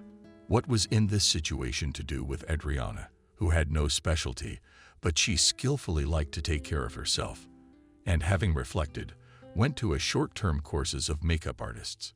Soon, on her recommendation, one of the clients took a job in the salon. True, then had to go to work every morning, like her husband. But the evenings from now on she managed independently. She came every time, at a different time. At first she justified it by saying she was late at work, and Noah believed her, worried, and ran to meet her. Then Adriana's confessions became more explicit. She went to a friend's birthday party, sat in a pub, went for a car ride. Now these outings were repeated several times a week. One late fall evening, Adriana arrived completely dirty and explained that she had fallen on the beach. She shook the sand out of her underwear and warmed herself under the shower for a long time. But still she got sick, and Noah, for the first time, couldn't stand it. Explained what he thought the name of her illness came from. Fears, bronchitis, and such a life dragged on. Noah, in an attempt to re-educate his wife, tried everything in the world. He was at a complete loss. Neither persuasions nor attempts to create for Adriana home more cheerful, interesting life was not interested. He could not raise a hand on her. Noah was still sure that his wife is the one and only. "We are doing well," he said, when those close to him urged him to divorce. Adriana was on her second night at home. Noah has long been accustomed to taking care of himself, picked out his own clothes at the store, washed them himself, ironed them, hung them in the closet. On his day off, he spent several hours cleaning and never counted. Returning from work, cleaned the delicious smells. The most Adriana could do was make coffee and cut sandwiches. There was a risk of Molly Ivanovna's letter being taken out of Adriana's drawer, but she rarely dealt with the mail, believing that in the box one could only find advertising brochures that were good for the cat's litter box. Noah took out the letter and looked at the envelope for a few moments, bewildered. It was not a bureaucratic message. The address was handwritten. Who writes letters nowadays? The man went up to the empty apartment. Adriana, of course, was gone again. Noah cooked dinner, put it in the canned food place, and only then opened the letters. Read it, and after that Noah threw a fever. The meeting with Lisa remained a bright flash in his memory, and until that day, he thought he could never forget the girl. The day when the young woman said she didn't want to be a housewife anymore. Noah decided she missed her and was going to go to work. He had already accomplished a lot himself. He was a leading specialist in one of the firms, and his earnings were good. What was in this situation to do with Adriana, who had no specialty, but she skillfully liked to take care of herself, and having reflected, went to a short-term courses of makeup artists. Soon, on her recommendation, one of the clients took a job in the salon. True, then had to go to work every morning, like her husband. But the evenings from now on she managed independently. She came every time, at a different time. At first she justified it by saying she was late at work, and Noah believed her, worried, and ran to meet her. Then Adriana's confessions became more explicit. She went to a friend's birthday party, sat in a pub, went for a car ride. Now these outings were repeated several times a week. One late fall evening, Adriana arrived completely dirty and explained that she had fallen on the beach. She shook the sand out of her underwear and warmed herself under the shower. The next day, getting off the train, he took a cab and for a long time afterwards stood near the entrance, unable to take a single step. Finally, Noah found the strength to climb the stairs, find the right apartment and call, holding his breath. His grandmother Molly opened the door. He immediately realized that she was the woman with hair so blonde it didn't even show that it was graying. Her blue eyes looked at him affectionately. She was right to resent him for doing this to her granddaughter. But she said, "Only come in. Lisa and Kelly have gone for a walk and should be back soon. You didn't tell them I was coming." Molly shook her head. Do you know how mad she would have been at me? I was stammering already that it would be a good idea to find you, to tell her about Kelly. But she strictly forbade it. Said you had a family. And what happened was all her fault. It wasn't her fault, for God's sake. She didn't leave an address or a phone number. I didn't know her last name or her year of birth. Otherwise, I never would have. Do you believe me? I believe you. You set up the room, and I'll put the tea on. To keep the guest entertained, she brought some family photo albums. And Noah forgot all about the world. Yes, Kelly looked just like him. But Lisa had been wonderful as a child, too. If his parents hadn't moved away, they might have met a long time ago. And then Noah and Molly were having tea, and the older woman had already told him in detail how the three restless girlfriends had acted as step-girlfriends. So much for ruining a good guy's life for his family. And most importantly, Lisa sadly told Molly, "But we'll see about that. Thank you for finding me, for not hiding the whole story. Now I understand a lot about broken lives." But then they both heard the door in the hallway open and a child's voice sounded. Molly made a sign to Noah to stay put and be quiet. "And we have guests." With these words, she came out to meet Lisa. "What kind?" "I have to put Kelly to bed now. We have no one here. Or did something happen?" Molly took her by the hand and led her into the room, as if to change her. Noah jumped up, so they stood there looking at each other. Grandma quietly shut the door behind her. By the time Noah's vacation at his own expense was over, the decision had already been made. He would file for divorce, leave Adriana the apartment, and return to the town where he had lived in his distant childhood. Once the marriage is dissolved, Noah and Lisa get married, and he's ready to put the girl in his name now. Molly had never seen her granddaughter so happy. Lisa was flying down the street, and passers-by were looking at her. She seemed to be surrounded by a halo of joy. Did you notice that? Little Kelly quickly got used to her father, and he was very fond of her. Molly was still away from home a lot. She stayed with Miranda and Camille to give the young family some time apart. "My friends were shocked, and I didn't believe in the lottery," Camille said. "I never bought a ticket. I thought it was a scam. Turns out there are much bigger miracles in life." Noah divorced Adriana, although the young woman protested as much as she could. At first she thought it wasn't serious, that her husband was just upset about something. Adriana still spoke to him in a condescending tone, but Noah acted decisively and quickly learned the ins and outs of the divorce, quit his job. And that's when Adriana became alarmed. Noah was surprised to learn how much she had come to cherish her husband. Adriana promised to behave very differently, vowed to learn domestic duties.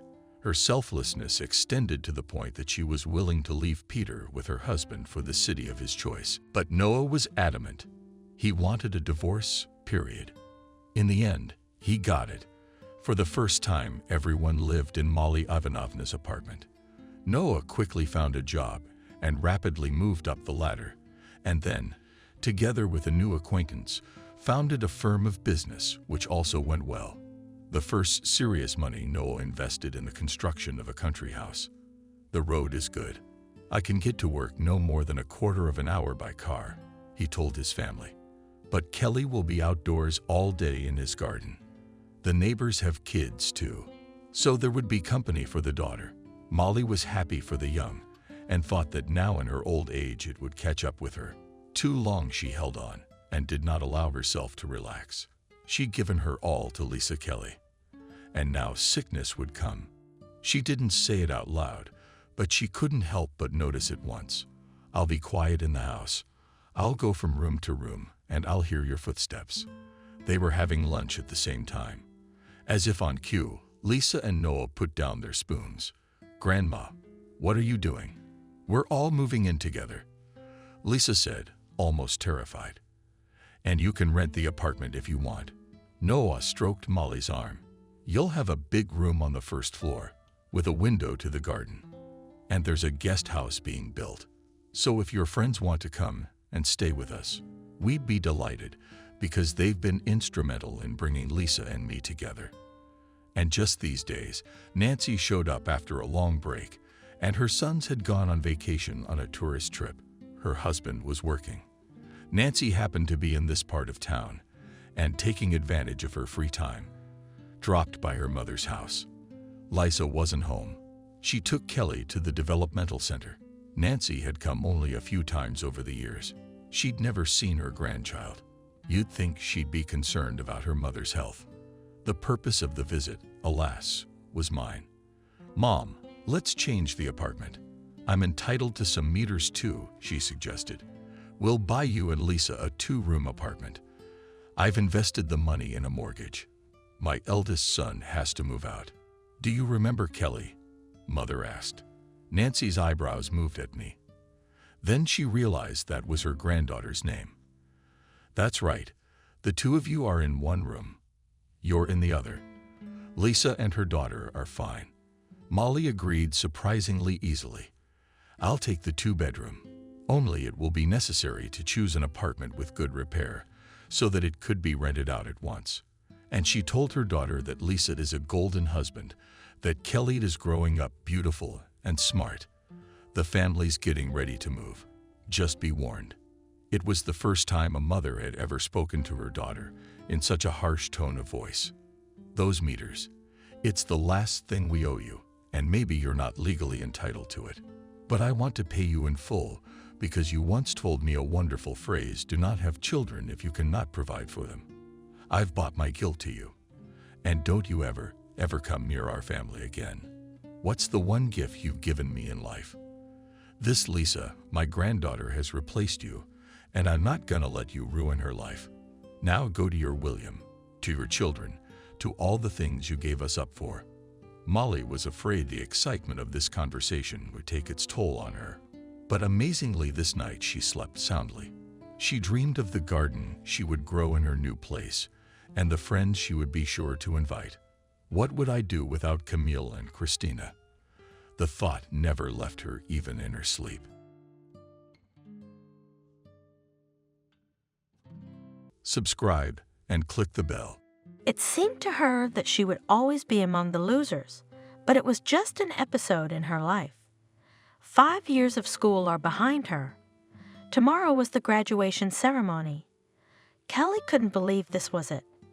The next thing was sailing on her own. Some of the girls were able to arrange jobs in advance. When internships were held in schools, Kelly was also offered by the director of the Lyceum, where she worked for a month and a half in the 5th year. Only more hustling classmate Betty has already hustled and first applied to that Lyceum, and there she was gladly taken. But Kelly was not discouraged. She'd find a job for sure. And now graduation. Her dorm roommates had curlers on from the night before. Everyone wanted to look beautiful for graduation. But Kelly does not need any curlers. Her hair is naturally thick, curly, straight brown waterfall. In general, Kelly is beautiful, brown eyes, light skin, slender, like a twig. The girls even envy her a little. Kelly, you don't have to work at all. Why do you want to go to school? Kathy said, you just wink at some millionaire and he'll call you to the registry office. Yeah, by the leg. Kelly waved me off. What do I need millionaires for? They're all fat, bald. What's that all of a sudden? The girls laughed, because while he was making his millions, the years passed. And I don't need millionaire girls. I want to meet my love. Kelly confessed, just once and for all. Who doesn't dream of that? Nancy sighed. That's what I want too. But that's just the way it is in the movies. In life, wherever you look, all the guys are either some kind of underachievers, or how can I put it mildly? They're not interested in girls. Oh, Nancy, you like to exaggerate everything. Lisa disagreed with her. I'm like Kelly.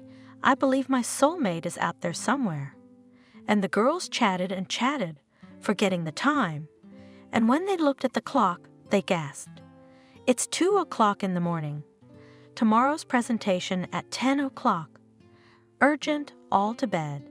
And in the morning, the room was in turmoil.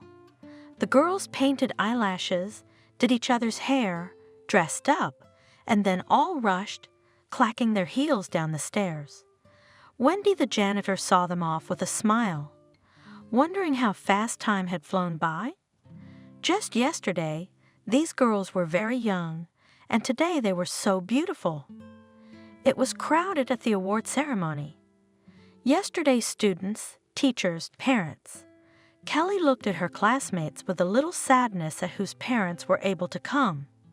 Her friends' moms had come too, and Nancy's dad, an important man in a jacket. And no one came to Kelly's. There was no one. The year Kelly went to college, her mom was gone. She was the only relative in the girl's life, and it so happened that she raised Kelly alone, and never said a word about her father, neither bad nor good, as if he was not even in nature. Kelly and her mother lived in a small working village without anyone's help and support, and when her mom was gone, Kelly didn't even want to go to school. And only her mother's words shortly before she left prevented her from doing so. You, my daughter, go here, get an education. In this life, you only need to rely on yourself. Mom said the day before, as if she had a premonition of something. And forgive me, I'm not a good helper. And that's the only time she ever mentioned her father, like Kelly. He's a big name in town. He must be in a position of power somewhere. And that was it. By morning, Mom was gone. Kelly overcame herself and went away to study. It was hard for her without support and only payments for loss of breadwinners saved, and also worked part-time girl in a night stall in the dormitory. That's how she lived, and she didn't look for her father. Somehow she didn't gather her courage. And how could she look for him? She will not be all brown-eyed, dark-haired famous people suspect paternity. Let her live as she knows how. Did not know about her for so many years, and now do not need. Kelly was distracted from sad thoughts by fanfare. The rector came out, then the dean. They said something. Then the awarding of diplomas. Everything went great. After the newly minted specialists, the whole company rushed to the embankment, in a street cafe. So they decided to spend their studentship simply and cheerfully, and all succeeded. Late at night, standing by the river, the girls dreamed. Now all roads are open before them. A new and happy life was ahead of them, and in a week they had to move out of the dormitory. It was easier for Nancy and Lisa. Their parents had rented apartments for them. Kathy had moved in with her aunt temporarily. But Kelly had a lot of work to do. She couldn't just rent an apartment. She just didn't have the money. So she looked for an apartment, and the janitor helped her. Grandma Wendy had a relative who lived downtown. Her younger sister had recently buried her husband. Her kids have their own lives, and she has a 4-bedroom apartment. Can you believe it? That's what Wendy's grandma said. That's a lot of utility bills. She keeps complaining to me that half of her money is spent on the bills. She says we should get a tenant, so she asked me to find her a place. And maybe I'm not suitable for her. Kelly sighed. And how much will she charge me? Oh, don't worry, waved his hand janitoress. You will get along with her. She, of course, a woman with a temper, not for nothing that all her life married to the chief of police was, and with her older son does not communicate, although he lives in the city. But that's their personal affairs, so she is quite adequate and will not take much, you'll see. There was nothing to do, Kelly agreed. The same day she went to the address Wendy had given her. The door was opened by a woman about 60 years old in a Chinese kimono, with some impossible hairstyle on her head. In her arms was a bald cat. Kelly, seeing the animal, even shuddered. She didn't understand why they had to have such monsters, but she didn't let on. She introduced herself, explained why she was here. Yes, Wendy told me. The woman answered with a yawn. Come in. My name is Vanessa. The apartment was lavish, the kind of furnishings Kelly had only seen in movies, and she was confused. And the landlady didn't have enough to pay the utilities. Anyway, here we go. Vanessa began, scratching her sphinx behind the ear. I won't charge you anything for the room. Only the utilities will be shared. And you'll also help me around the house, clean, cook. Go to the store, go and look after Tom, if anything. Tom? Kelly was surprised. Yes, for Tom. Vanessa replied defiantly and pointed at the cat. Or do you think he has a bad name? No, do you? Kelly nodded in confusion. It's a good name, and he's a very nice cat. Although, to be honest, the name Tom in her mind suggested a different animal, a fluffy, fat cat. Like she and Mom used to have, but not this one, like the chicken in the store. What can you do? It wasn't the animal's fault. Kelly smiled. Cute kitty, cute kitty, cute. Vanessa's smile blossomed into a smile. The cat meowed something unhappily in response.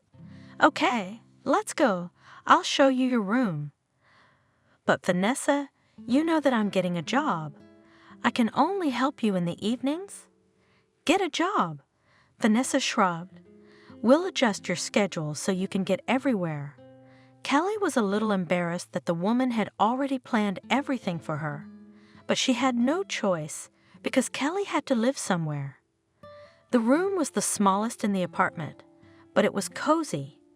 There were no expensive things here. Everything was simple and practical, and Kelly was fine with that. Vanessa explained that her housekeeper had lived here for a while, and then she quit. I've been on my own with Tom ever since.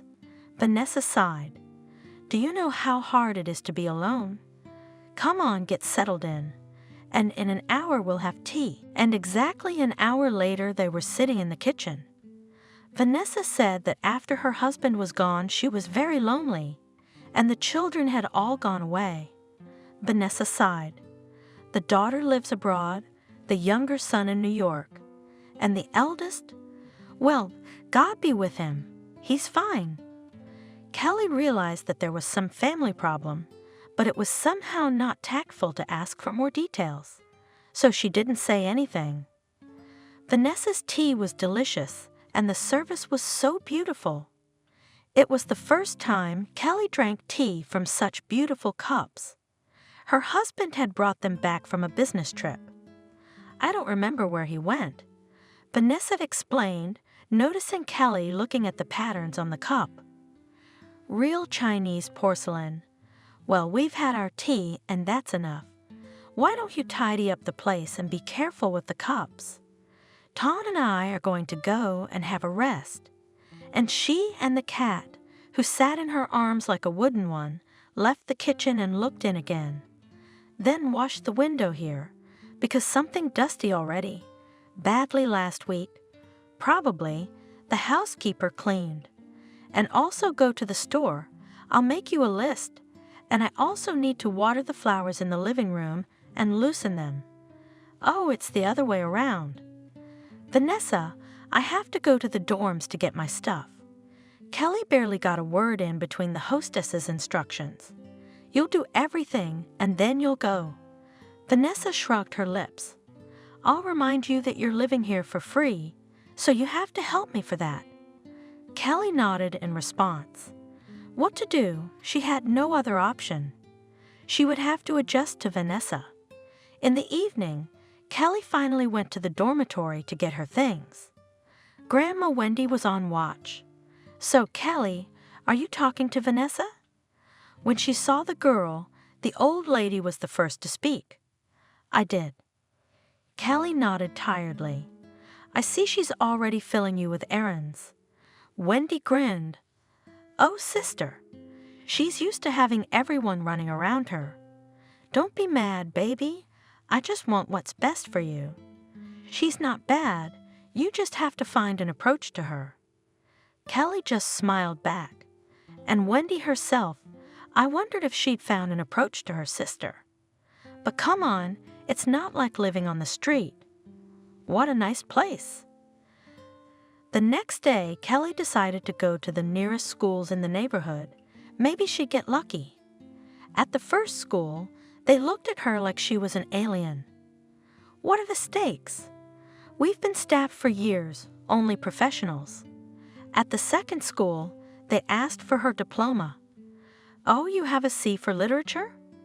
The principal exclaimed, looking at the diploma insert. You coped with the university program, and now you want to work in a school. What will you teach your children? This is the only C. Kelly replied with a grudge, and I got it the first time, while others took it 3 times. And I'm not interested in others. With a grin replied the principal. You came to us.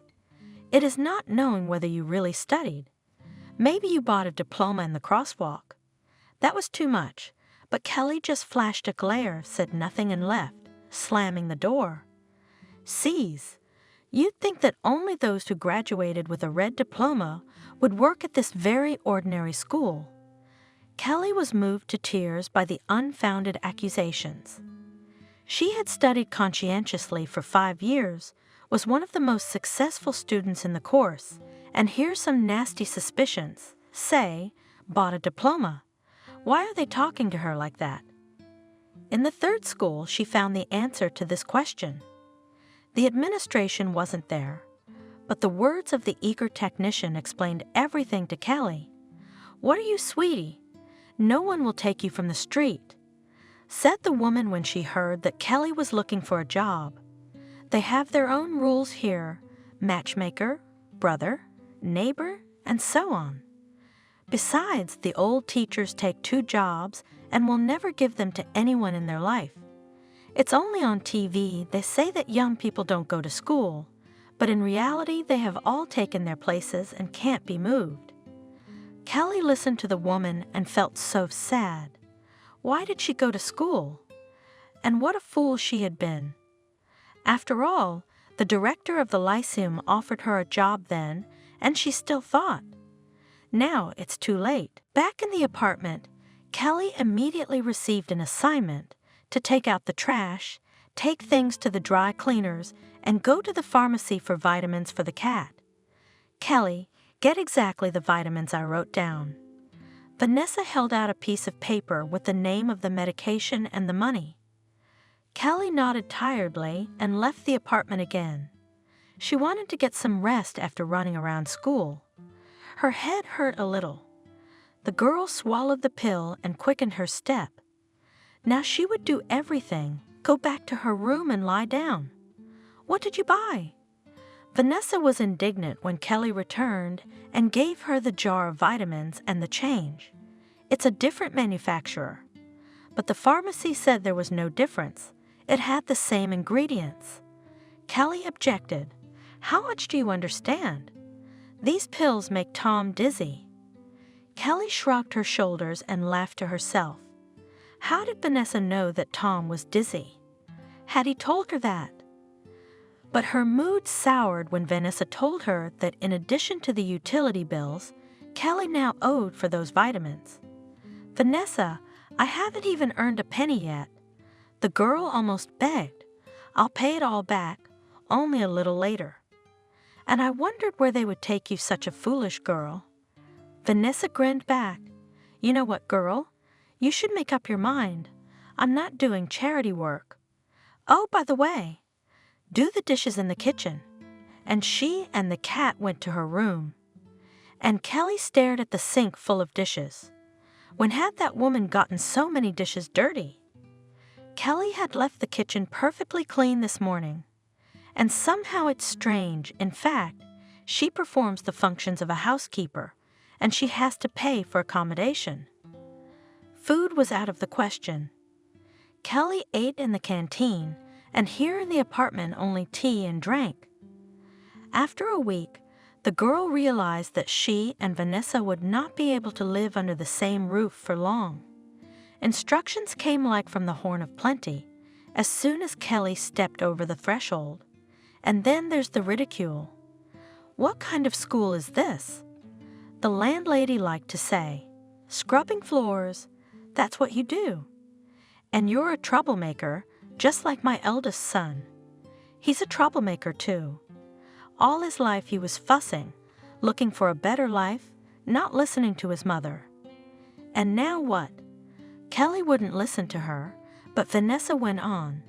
He was looking for love, and then he found himself an otter. He wouldn't listen to his mother. He lives with her, almost never comes to see me. Once a year he checks if she's still alive. It's fine that he got a higher education. He's still a fool. And so are you. What's the use of your diploma when you don't know anything about life? What don't I know? Kelly asked resentfully. For this life with teeth should be grasped, and where necessary, and go over the heads.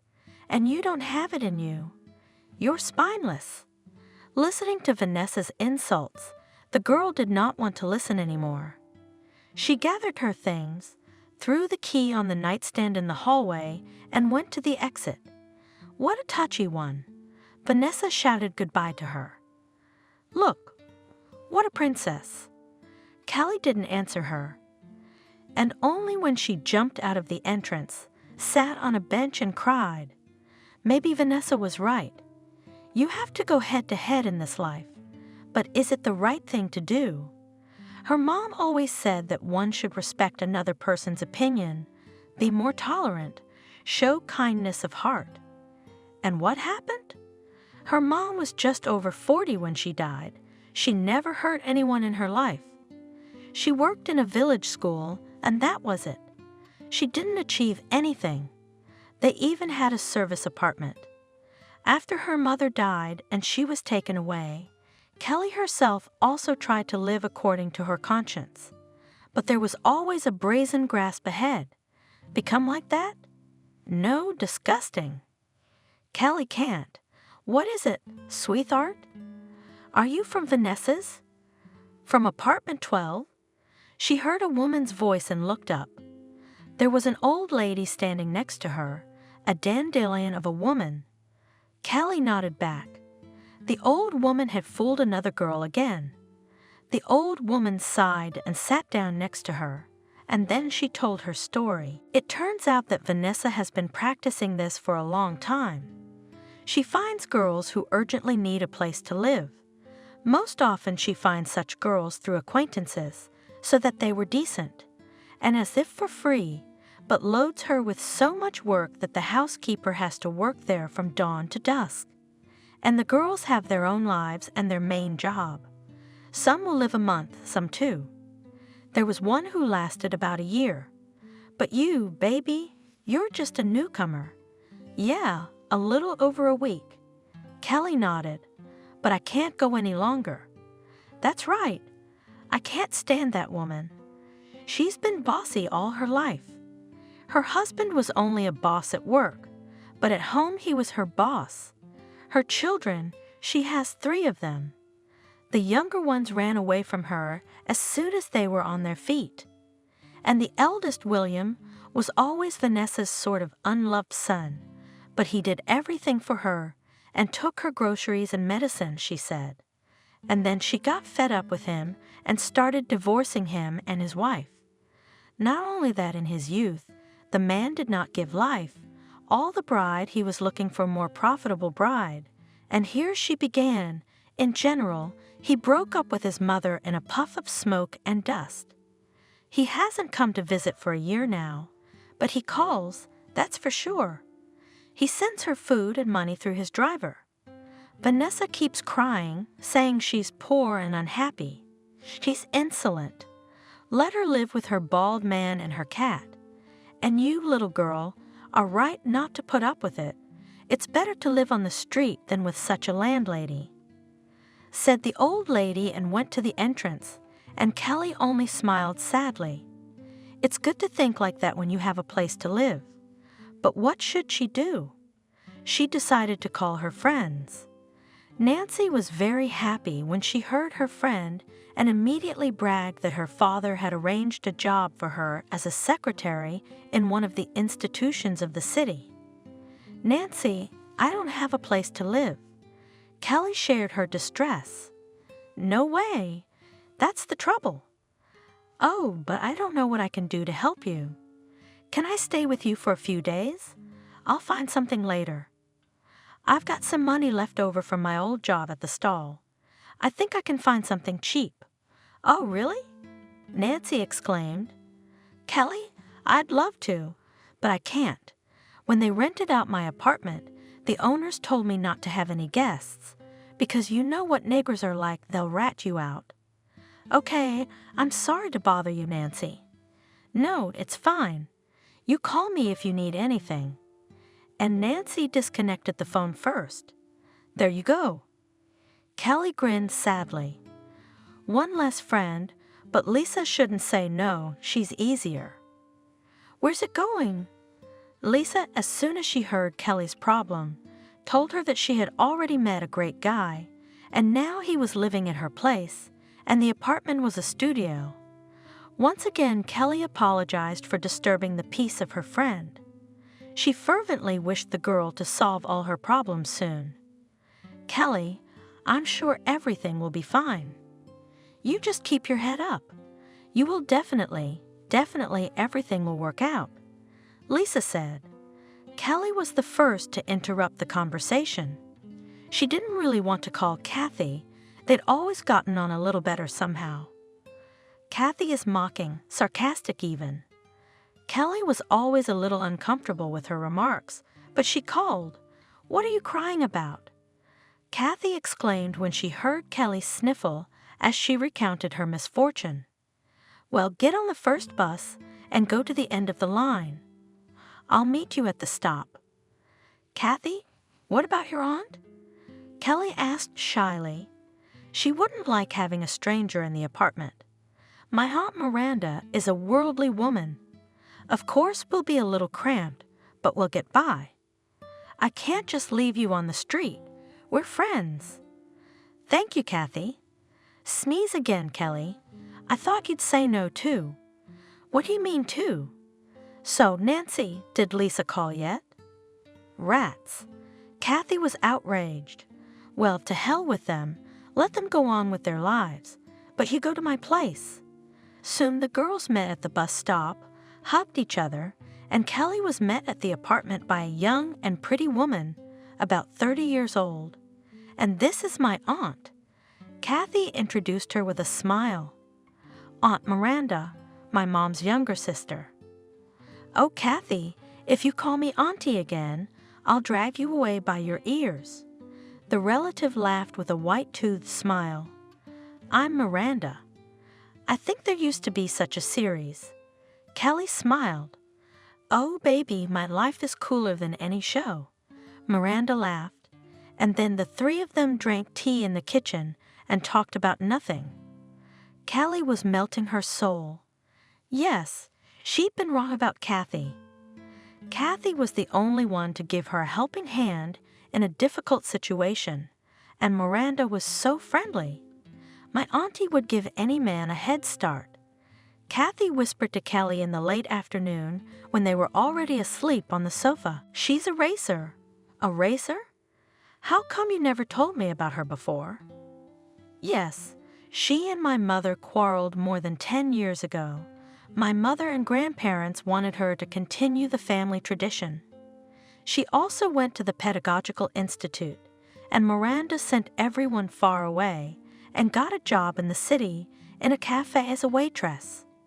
Then she met her first husband, and he left her this apartment when they separated. By then she'd opened a little store.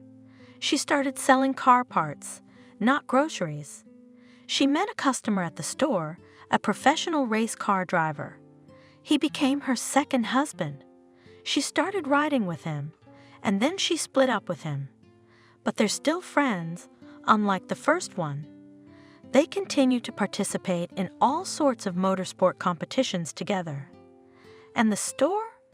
It's a store. Miranda runs it, and she hired me as a sales girl." "Kathy, you went into sales? I don't understand. Why did you go to college? You sound just like my mother, higher education and all that. What do I need that education for? To earn pennies? No, I'll earn much more here, and I like it. Maybe you'll find yourself a racing driver husband too. It's not out of the question." And the girls laughed, so much so that Miranda from the next room said sleepily, "Girls, it's nighttime." Kelly and Kathy fell silent, but for a long time they whispered about their own girlish things. In the morning they went about their business. Kelly decided to go to school again, as she had another school in mind. The principal, a middle-aged man, received her immediately. He looked at her silently for a long time while she explained how she loved children and dreamed of working at the school. But he didn't even look at her diploma. "Do you have a medical book?" the principal asked with interest. "Yes, of course." Kelly nodded. "And you went through everything there? All the tests? The gynecologist?" The director licked his lips and grinned wickedly. "All of them," Kelly answered, and she herself just shuddered from his grin and prickly eyes. "Well then, come back tomorrow. Write an application. We'll take you to social pedagogues." "Why social pedagogues? I'm an English teacher." "Well, we only have a social pedagogue position available, but if you and I work together, we'll see what we can do." Kelly nodded and stormed out of the office. The girl cried with embarrassment and indignation. Is that what he was implying now? This principal? What a horror! She would never set foot in that school again as long as there were such leaders. After that, Kelly sat in the park for a long time thinking. Maybe she was going down the wrong road. If she couldn't get a job at her school, then maybe she shouldn't. Maybe Kathy was right to go to work at the store. And as if on purpose, on her way home, she saw an ad on the door of one of the supermarkets announcing that they needed sales clerks and cashiers. She immediately went in and asked about the vacancy and was gladly hired. One more salesperson in this world, Miranda joked, when she found out where Kelly had gotten the job. "You're doing the right thing. You've got to be able to move on in this life." Yeah, one more salesman, and somewhere out there in another life crying, unrecognized teacher. Kathy picked up on that. It's okay, life is long, maybe I'll work in a school, but for now I have to earn a living. I can't stay with you forever, answered Kelly. Yes, Kelly, you're doing the right thing. Miranda agreed. No, I'm not hounding you, but you have your own life. So, Auntie, should I look for something for myself too? Jokingly asked Kathy. Oh, Kathy, I still have to marry you, and then you'll move out. And there, you'll see and my parents and your mother. For this good deed, I will thank me. You're looking for a millionaire. Kathy wouldn't stop. Yeah, now a millionaire. I'll need one myself. The aunt and her niece joked and laughed heartily, and Kelly laughed with them. So easily and quickly they were suddenly friends, and Kathy opened up to her in a new way. A true friend, one of 3 left. Kelly blended into the new team quickly and easily. Working in the trade was already familiar to her. Of course, there was a big store, but the principle of work had not changed. Be polite, smile, and keep an eye on the availability of goods. Kelly didn't get a job at the cash register right away. I had to work in the sales area, but after a month or so, the girl sat behind the cash register. Here was more responsible, but Kelly was not afraid. She knew how to count money. With customers was friendly. Once before closing time, a young man ran into the store, quickly dived between the rows, and in just a minute was at the cash register. Just a sprinter. Kelly smiled to herself and punched a can of drink. 120, she said. The guy reached into his pocket for his wallet, his face stretched out. Did I leave my wallet at home? He mumbled confusedly. Young lady, you wait please. I'll run to get the money. I'm not far away. I live next door. We are already closing. Monotonously for Kelly, answered her partner Molly. Come back tomorrow, young man. Yes, I need to now. I'll fall asleep without energy, and I still have half the night to work. And what do you work? Kelly asked me. I'm nothing important, answered the guy, continuing to feel his pockets in the hope of finding at least some change. But if it's not important, then all the more so, Molly said firmly. Molly, wait. Kelly stopped her gently and turned to the guy. I have already punched the goods anyway. Let me put my money in now, and you'll bring it to me tomorrow? I work in the morning. The guy nodded gratefully in response and vowed to be at the store at 9 o'clock tomorrow. Kelly, are you stupid? Molly asked her. As soon as the guy disappeared with the purchase. You do realize you gave this guy his shopping spree, right? I think he's coming. With a smile, Kelly replied, I can see he's honest. They're all honest as long as they want something. Molly grinned. You're a simple soul, and if you keep doing that, you'll be working for thanks. But I was wrong, Molly. In the morning at exactly 9 o'clock, as promised, the guy was already in the store. He gave Kelly the money and then held out a modest bouquet of chrysanthemums. Here you go. Oh, come on. Kelly was embarrassed. No, you don't. Yes, you do. The guy was staring at Kelly with his eyes wide open. Such a beautiful girl deserves to be given flowers every day. My name's Kevin, by the way. Kelly? I know. The guy smiled, nodding at his name tag, and the two of them laughed merrily. In the evening, Kevin waited for Kelly outside the store, walked her home, and told her about himself. He, like Kelly, had come to the city from the country. He was good at sports at school, especially good at soccer. He went to a physical education technical school. At first, he played in a soccer team for his school, then for the city. He went to various competitions, showed great promise, and then an injury. And now he works at a sports school as a coach. You said yesterday you were working nights? Kelly remembered. Hey, Kevin brushed it off. Yes, I watch the matches. It's very important for my work. I watch, I memorize. I see. Kelly nodded. Good for you. You work by profession anyway, and I'm a teacher of English language and literature, and I sit at the cash register. So you're a teacher? Kevin was surprised. We're almost colleagues? Sort of. Kelly laughed. They agreed to meet the next night and said goodbye, just shaking hands. Kathy, I met such a cute guy. Kelly was telling her friend. He's a soccer player. Wow. Miranda overheard and jumped in. What team does he play on? He doesn't play on any team. He works at a sports school now. Kelly shrugged. He's a great guy. Dude, they're all great until they get their way. Kathy sighed. You'd better be careful with him. Get to know him first. You sound just like your mommy. Kelly dismissed it. No, Kathy's right. Miranda agreed with her niece. Who knows about that athlete? Before you know it, you'll be with child. And your soccer player will be out of the picture. I wasn't thinking of anything like that. Kelly blushed.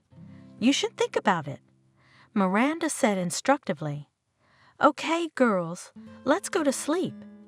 Kelly couldn't sleep half the night, thinking about Kevin. No, he's nice. He's really nice. Soon they started dating. Kevin was staying in a friend's house too. After a bit of thinking, they decided to rent a small apartment, old, unrenovated, almost without furniture. There was only a sofa, a table, and an old refrigerator. But it was cheap. Miranda and Kathy helped Kelly make some minor repairs and left, making her promise that if anything went wrong, they'd kick Kevin to the curb. Kelly promised, even though she knew she wouldn't send him away, because she loved him with all her heart. And a couple months later, they signed, simply, without guests and outfits, decided that the money is not enough. Why splurge? Especially since Kevin's parents are old and live far away. Kelly has no family at all. Miranda and Kathy have gotten distant lately. They've got their own lives. Better save up for a down payment on a mortgage. They were thinking of buying this place in the future. So what if it's old? They'll renovate it. They had a real honeymoon. Or rather, a week when they got time off work. No, they didn't go abroad or to the sea. They just had a good time together. They walked around the city, rode the river streetcars, just enjoyed each other. And Kelly, that was enough. The first problem started when Kevin got into trouble at work. One of his students was injured during warm-ups, and Kevin was blamed for it. Oversight. The kid had powerful parents, and Kevin was fired. Kelly was the main target, but she took it calmly because she was sure that Kevin will soon find a new job. And what happened at the old one was just an unfortunate misunderstanding. A month went by. Kevin couldn't find anything. Why don't you try being a security guard? Kelly suggested it. There's an opening at our store. Are you kidding me? That's when Kevin got mad. I'm an athlete first and foremost, and you're telling me to sit around. No, I've got a couple other options. They should call soon. But no one called him. Kevin sat on the couch all day, watching TV, more and more soccer games. Coming home from work at night, Kelly would start washing dirty dishes in the sink, cooking dinner, cleaning up. On her timid remarks, say, "You can do something around the house for the day," Kevin replied that this is not a man's work. And why did I marry you if I myself will cook soup and wash socks? He said. Once again he pressed the button on the remote control, and into the apartment burst another broadcast of a soccer match, and money was in short supply. So Kelly found a part-time job. She got a job on an educational website as a supervisor. checked the work of guys who were preparing for exams on online courses. An old laptop, which the woman bought not so long ago, became a good assistant. Of course, he did not solve all the material problems, but now it was possible not to puzzle over what to pay for the apartment. After a while, Kevin began to leave the house in the evenings. He'd come in the morning. He smelled of booze. To all Kelly's questions, he'd say, "He's a man, he's entitled. What do you have a right to?" One day, Kelly couldn't take it anymore and she started screaming. "Go out at night, drink on my money?" "Oh, that's how you talk." Kevin got angry. "So it's your money?" "I thought it was mutual. We're like a family, but you're the man. You're kind of the breadwinner." "I know we're a family. Do you?" "Kevin, when I married you, I thought we were gonna work things out together. And you put it all on me. You sit in front of the TV all day, and now you're drinking." Kelly yelled, "Yeah, it's a mess, but it has to be dealt with. What kind of man are you? You sit on my neck and you're happy. Oh, you don't like me as a man?" Kevin caught on to the word and took a swing. That night he hit Kelly for the first time, slapped her. The woman cried in the kitchen all night. In the morning, on his knees, Kevin apologized. He swore that soon everything would change. He would find a job. Kelly wouldn't have to work 2 jobs and sleep 4 o'clock a night. Yeah, things would change. And Kelly believed him and decided to forget the slap. After all, she provoked it. Shouldn't have charged him when he'd been drinking. After a week, Kevin had really changed. Eyes lit up. Drove around, made a couple phone calls. One morning, he showed up at Kelly's, clean-shaven and in a suit. "Where are you going?" Kelly gasped. "I got a job," proudly replied Kevin. "One of my friends offered me a job with a rich family, to accompany the child to school, to pick him up from school. I'll drive him around." "Kelly, would you have seen that car? It's a dream, the latest model." Kelly didn't know much about car brands, so it didn't make a big impression on her, but she was so happy. Finally, the black streak in their lives was over. Now Kevin would get a grip on his head and everything would be fine. Also, the kid's mother found out I was a soccer player and asked me to tutor her son. Not for free, of course. "Anyway, Kelly, we're gonna make a life, you and me," Kevin said, and then laughing happily, he picked Kelly up and took her for a spin. And she laughed. Now they'll be healed. But Kathy, when she called her friend to see how she was doing, didn't share her joy. You should find out who this family is, what the guy does for a living, what his wife looks like. Or look, this employer with your husband. Kathy warned me. "Nonsense, you say." Kelly dismissed it. She didn't even think it was possible. After 2 months, Kelly noticed that Kevin was coming home later and later. One night he didn't come home at all, and the next evening he showed up smelling of women's perfume. Kelly found traces of lipstick on his shirt, and she made a huge scene. Screaming, crying, blaming her husband, and he looked at her with a grin. "You chicken." Finally he said, "Have you looked at yourself in the mirror long ago? When was the last time you were in the hairdresser? And what are you wearing? Have you ever heard of dresses?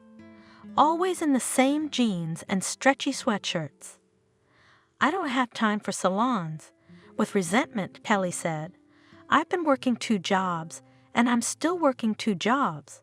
I don't see your paycheck." "Okay, first, you said you had to dress appropriately. Then you had to get a bodyguard's license, also for a fee. Meanwhile, I was paying rent, buying groceries. Where's your paycheck?" "In a safe place." Kevin grinned cheekily. "And it's none of your business." "What do you mean?" "That's what I mean. Chicken. I'm leaving you." Kelly's eyes darkened when she heard that. No, it can't be.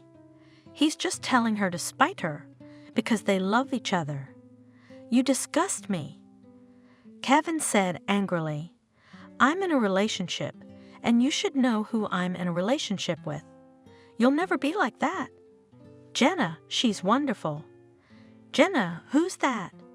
"The woman who hired me." "What about her family?" "She has a son, a husband."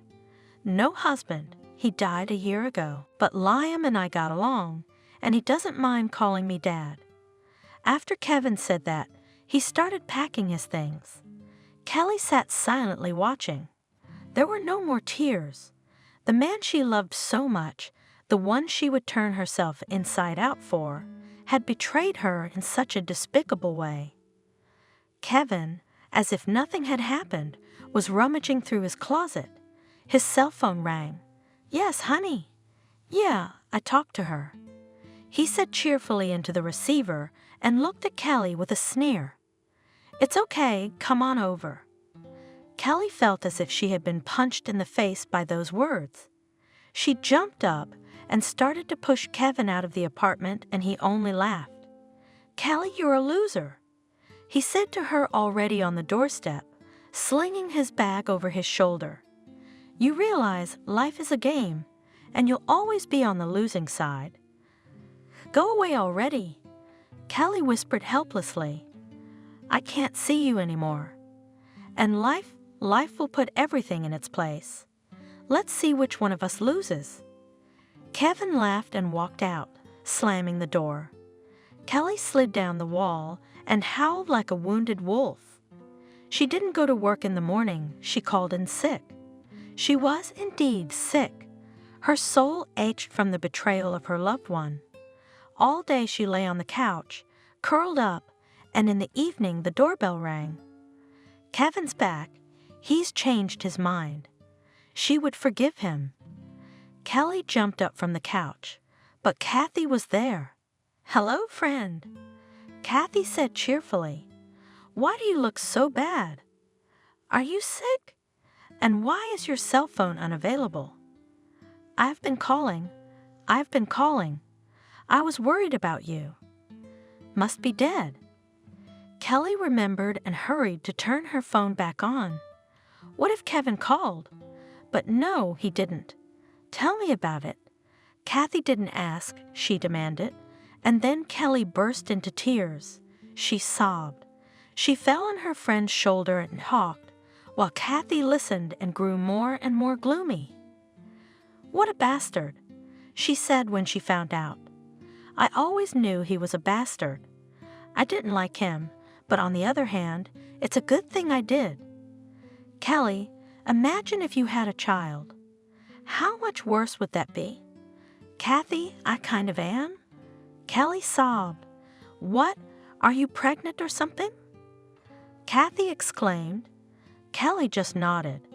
She'd been meaning to tell Kevin, but she'd been putting it off, waiting for the right opportunity, and it hadn't presented itself. "Don't tell him," Kathy advised. "Find a good doctor.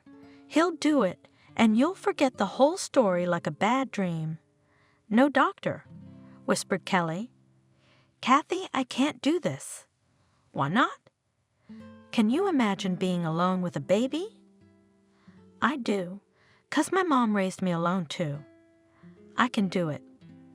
"Kathy, I was up all night tonight thinking. You know, this baby is a part of me. It's like taking a piece of my heart. I can't do it. Well, then we gotta get this creep back into the family. We have to tell him about the baby." "That's not necessary." "Kathy, I thought he was coming back tonight. I mean, we had a fight. He'd make something up out of anger. But he didn't. I'm looking at his face right now before he left.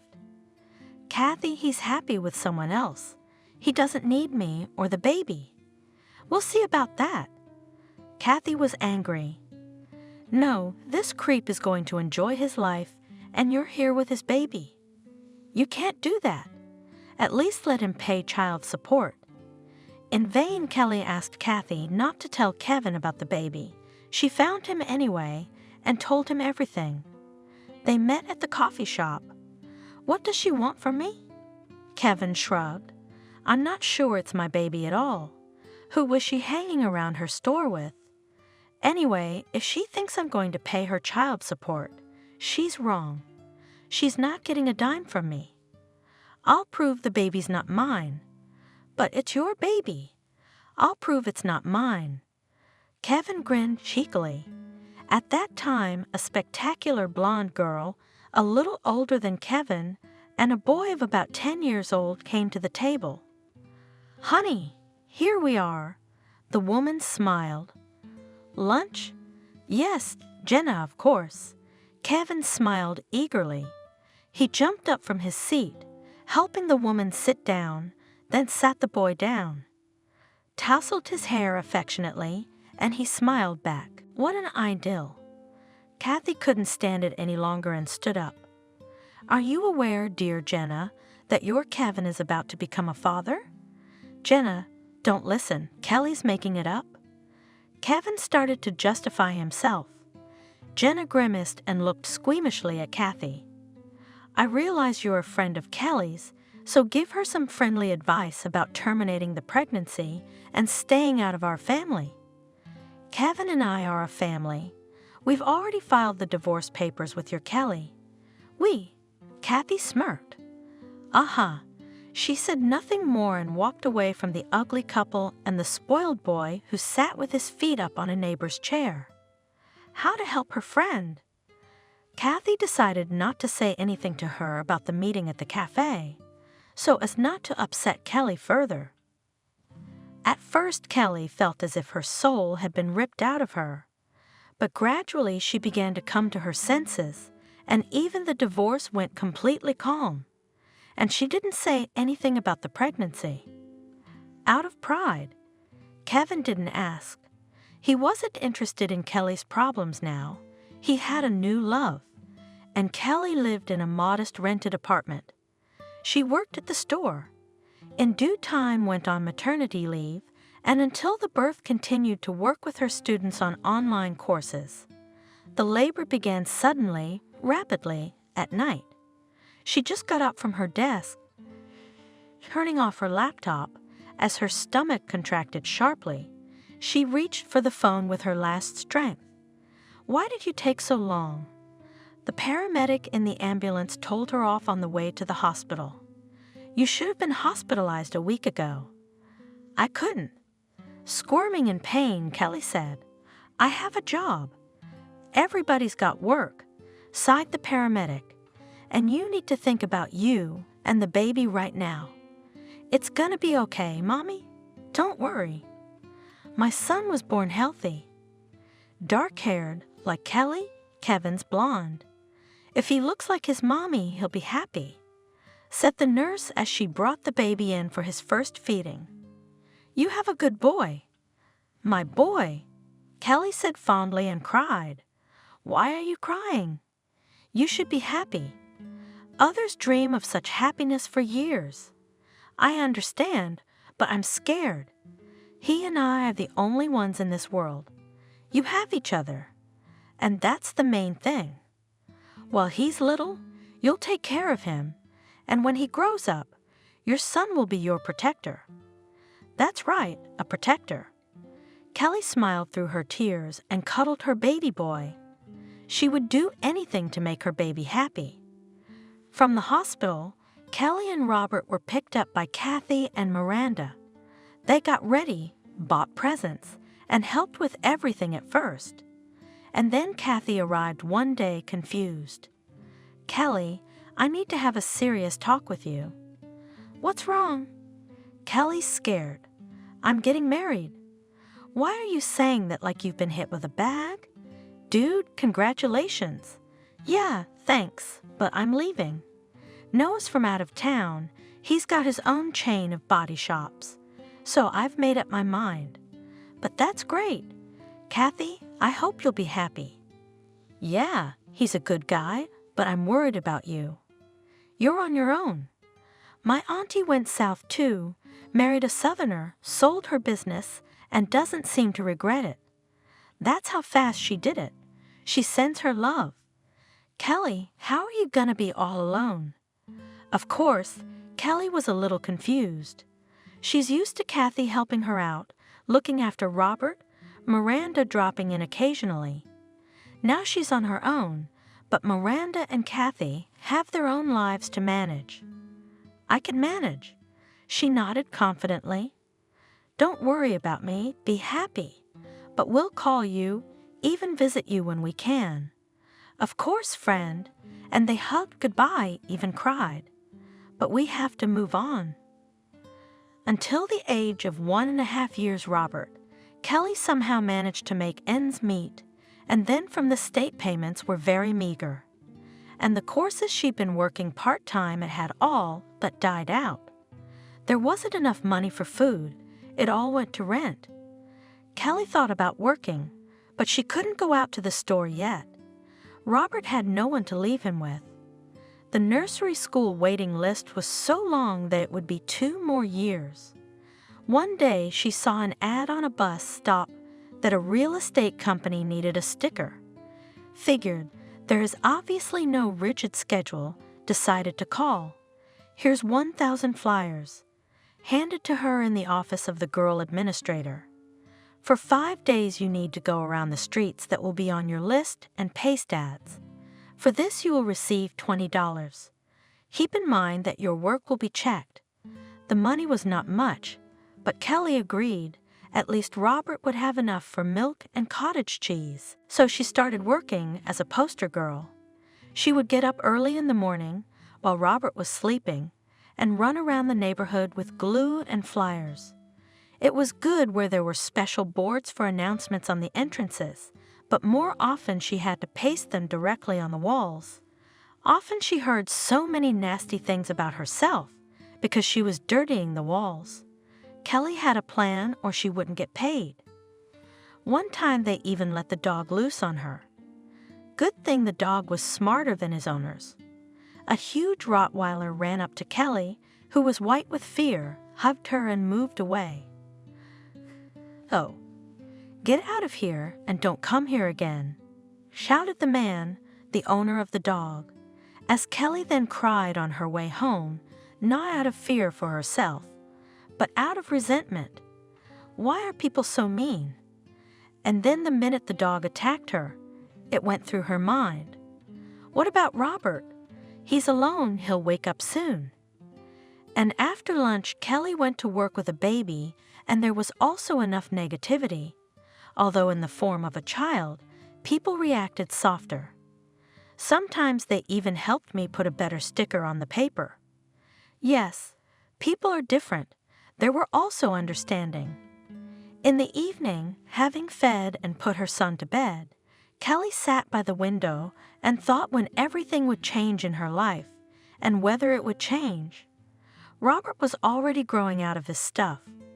Good thing Kathy had sent some new suits. At least she had something to wear out.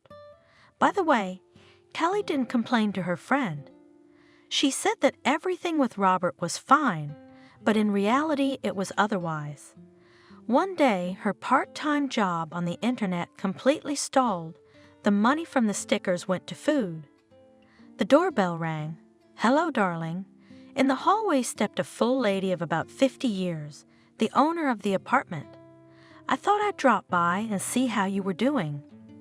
Kelly was confused when she saw the landlady. She hadn't been here since she and Kevin had rented the apartment. Kelly had been making regular payments on her credit card. "Evelyn, this is so unexpected," mumbled the young mother. "Yeah, we're fine." "We're fine. The neighbors told me that you live alone now. You have a child. Did your fool leave you?" I knew he was unreliable.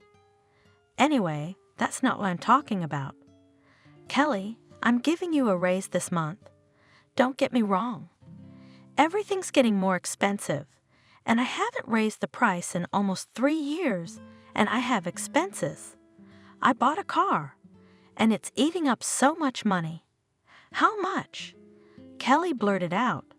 "How much what the car costs?" "Oh, the rent. I'm not being pushy. I know you have a kid, but I'm raising the price by $5,000. If you don't like it, you can move out now. I've already got someone who's willing to pay my price. Where am I going to go?" Barely holding back tears, Kelly replied, "I'll pay." "Good." Evelyn smiled. "Okay, I'm off. So it's a deal." Kelly nodded. She had no other choice. But where would she get the money? And then, for the first time, she decided to call Kevin. She should tell him that he had a child. He was a father, Robert. He could help in some way. Kevin answered her call. A woman's laughter and a boy's laughter could be heard in the background. It was clear that Kevin was quite content with life. "Need a hand?" He hummed into the phone. "I didn't talk you into having this baby." "I thought you'd made up your mind." "So you knew about the baby?" Kelly was stunned. "Yeah, your girlfriend came to me, appealed to my conscience." "Why are you surprised?" "I told her then and I'll tell you again. I'm not sure it's my baby." "It's interesting. You kept quiet all this time, and now you've suddenly decided to confess." "Why would I do that?" "I'm just having a really hard time. I have no money. I have to pay the rent." Forgetting her pride, Kelly said with difficulty, "You know, it's not my problem. You're on your own." And he hung up. Kelly sat there like a stone. Why did she call? She'd just ruined her own mood. And Kathy, she didn't say a word the whole time. I guess she just didn't want to upset her. Maybe Kathy should call Kathy, borrow from her, and then pay her back. No, her friend wouldn't say no, and she wouldn't demand it right away. But Kelly wouldn't feel comfortable. And what would she use to pay her back? And then Kelly remembered there was something that would save her and Robert. It's some earrings her mom gave her. Mom gave them to Kelly just before she left. She never wore them herself. Kelly didn't know they existed, and Mom kept them. Said Kelly's father gave them to her. They're very expensive. Maybe you'll need them when you have a daughter. Mom whispered and with a trembling hand pulled the earrings from somewhere in the nightstand and said they were diamonds. Kelly didn't believe it then, and she didn't believe it now. She thought they were just glass, but they were precious to her as a memory of her mom, and she never wore them, and neither did her mom. They lay in her notebook bag from university, in a simple box from under lollipops. What if they really were diamonds? The next day, out for a walk with Robert, in addition to glue and advertisements, Kelly grabbed the earrings. On the way, she stopped by a pawn shop with her son. "Where did you get such a miracle?" Surprised, exclaimed the appraiser, just looking at the jewelry and squinted suspiciously. Looking at the modestly dressed young mother and child, whose clothes were clearly already small. "It was a gift from the late mom." Kelly replied calmly. "It's easy to check," nodded the appraiser. For a long time he rummaged through his papers, then looked at the earrings.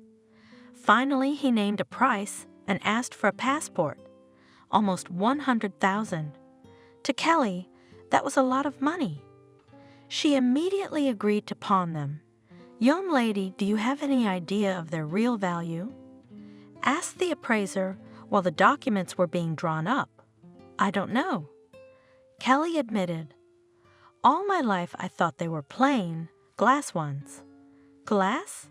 The man laughed. "Come on, I can see you really need the money." "Yes, I'll throw in another $30,000, but no foreclosure. Do you agree?" In principle, Kelly agreed to the first option, and she liked the second offer even more.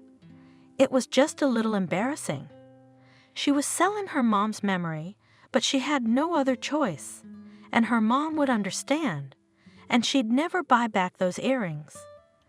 The money from the earring sale was a big help. Kelly immediately bought her son some new clothes, paid off a small utility debt, and put aside a few payments for Evelyn. The young woman realized that she couldn't be lavish, or it would be even harder, and soon she got a call from the education department. There was a vacancy in the nursery, and it was a pity to give the baby to the kindergarten, and he is not even 2 years old. But what to do? We have to live somehow. So Robert went to the nursery and Kelly went to work. Only very soon the store management started to grumble. The young mom took 2 sick days every month. Who's going to work? Soon they said they didn't want any problem employees. Well, I'm trying. Kelly justified herself. It's just that my son has recently gone to kindergarten. Children are all small, often get sick when in a new team until he is not used to it yet. How long do we have to wait for your son to get used to it? No one will pay for your sick days. Quit. That's the answer. It was no use arguing with the bosses. Kelly stayed at home for a couple months, scraping by on the internet, and mostly pulled a little bit from the untouchable reserve that was left from the earrings. We had to live on something. She didn't work as a poster girl anymore. When she went to the store, she gave it up. Now there were other workers there. They didn't need her. But one day, she got a call from the real estate office. Kelly, good afternoon. She heard the familiar voice of the receptionist, Adriana. We'd like to invite you to an interview for a vacancy. What position? Boss looked at your resume and was very surprised that a person with a higher education is quite literate, worked for us as a poster boy. There's another offer for you. Would you like to try to work as a realtor? Yeah, I don't know. I never imagined myself in this role. It is not to sell buns and apartments, but the principle is the same. Adriana laughed. You have to praise your product, that's all. Well, will you come over? You know I have a small child. It will not interfere with your work. You can always arrange a time that's convenient for both parties. I convinced Adriana. The director of the real estate firm was Sebastian, an elderly man with serious health problems. He'd had a heart condition for years, and even surgery hadn't changed anything. All because he didn't have much desire to live. After his family, his wife, daughter, son-in-law, and grandson died in a plane crash 5 years ago. The only thing that kept him in this life was his work, the work of many years. He couldn't give it all up like that. That's why he was pulling it all on his shoulders. In principle, his office was not too famous in the city and could not compete with the big competitors, but it had its price too. Not so long ago, his realtor left for another firm, more successful. Sebastian was looking for a new candidate and decided to look at the resumes of those who were hired on a fixed-term contract. Interesting. He was surprised when he read the resume of Kelly, a young woman with a higher education. Why doesn't she get a job in her specialty? Yes, it's complicated. Adriana shrugged her shoulders, and she has a small child. Call her for sure. Sebastian, I repeat, she has a small child. So, call her. So Adriana called. Kelly arrived for the interview at 3 o'clock. Sebastian saw a very young woman, almost a girl, only very tired from everyday worries. He started the conversation from afar, asked about his son, about his studies, just about life. At the end of the conversation, he already roughly realized who was sitting in front of him. A simple little knave girl who got into a difficult life, but does not give up. Sebastian decided to give her a chance. He liked her, reminded him of his late daughter. Soon Kelly got a new job. Now she's a realtor. Of course, there were a lot of difficulties, had to learn a lot. At the same time, Robert was constantly sick, but the new team was sympathetic to this. And then Kelly was lucky. She was able to sell one apartment and the second one very favorably. Buyers liked to communicate with a nice, pretty girl, while Kelly was not intrusive in her work, but at the same time was able to persuade, although about the shortcomings of apartments did not hide. This honesty was what brought her to the table. Sebastian, too, was glad he had hired this girl. Kelly did her best. Little by little, things got better between her and Robert. Now the young mother did not count the change, whether her son tomorrow will have enough for milk or not. They weren't lavish, but they weren't poor either. And then disaster struck. Sebastian collapsed in his office one morning and died immediately. His heart was failing. Kelly was very worried. She had become attached to her boss in a kindred way, and also worried about the question of what will happen to their office. The distant relative who inherited the firm was not at all interested in its development. It was a man far from business. He considered selling the firm a very troublesome business and postponed it for later. He decided to just appoint a business manager and himself to continue to live quietly, receiving dividends. He is not a young man, and why should he have these worries, business, competitors, inspections, and so on? What was Kelly's surprise when she was asked to be the manager? But I haven't worked here for a year yet. There are more experienced employees, she told Christopher, to which he showed her a letter written in Sebastian's hand. In it he, addressing Christopher, wrote that it would be right if the firm is not sold, and Sebastian would like to give a chance to the young but very capable girl Kelly. She would pull his case. It had been a few hours of waiting. Kelly had already started to doze off sitting in the car when she saw the man she needed. Michael was a very well-known man in town, in his late 40s, looking quite decent, a tall, sturdy, brown-haired man. Kelly knew he was single, but that information interested her the least. She was concerned that this man was difficult to negotiate with, but she had to at least try. Michael. She called out to the man, stepping decisively out of the car. "Excuse me, would you mind giving me a few minutes?" The man stopped and looked in surprise at the fragile brunette in a business suit. A confident look, a ringing voice, and eyes straight black, almost gypsy. Yes, Kelly had interested him at first only in appearance. No, he wasn't a ladies' man, but he noticed beautiful women. And afterwards, when they began to communicate on business, sitting in his office, Michael appreciated how smart this Kelly was. An unknown whether by her charm or her ability to persuade, but Kelly achieved that Michael's company signed a cooperation agreement with their firm. But it didn't stop there. One afternoon, Kelly's phone rang. It was Michael, and he asked Kelly out on a date. She gave it some thought and said yes. Why wouldn't she? She really liked Michael. They sat in the restaurant, talked.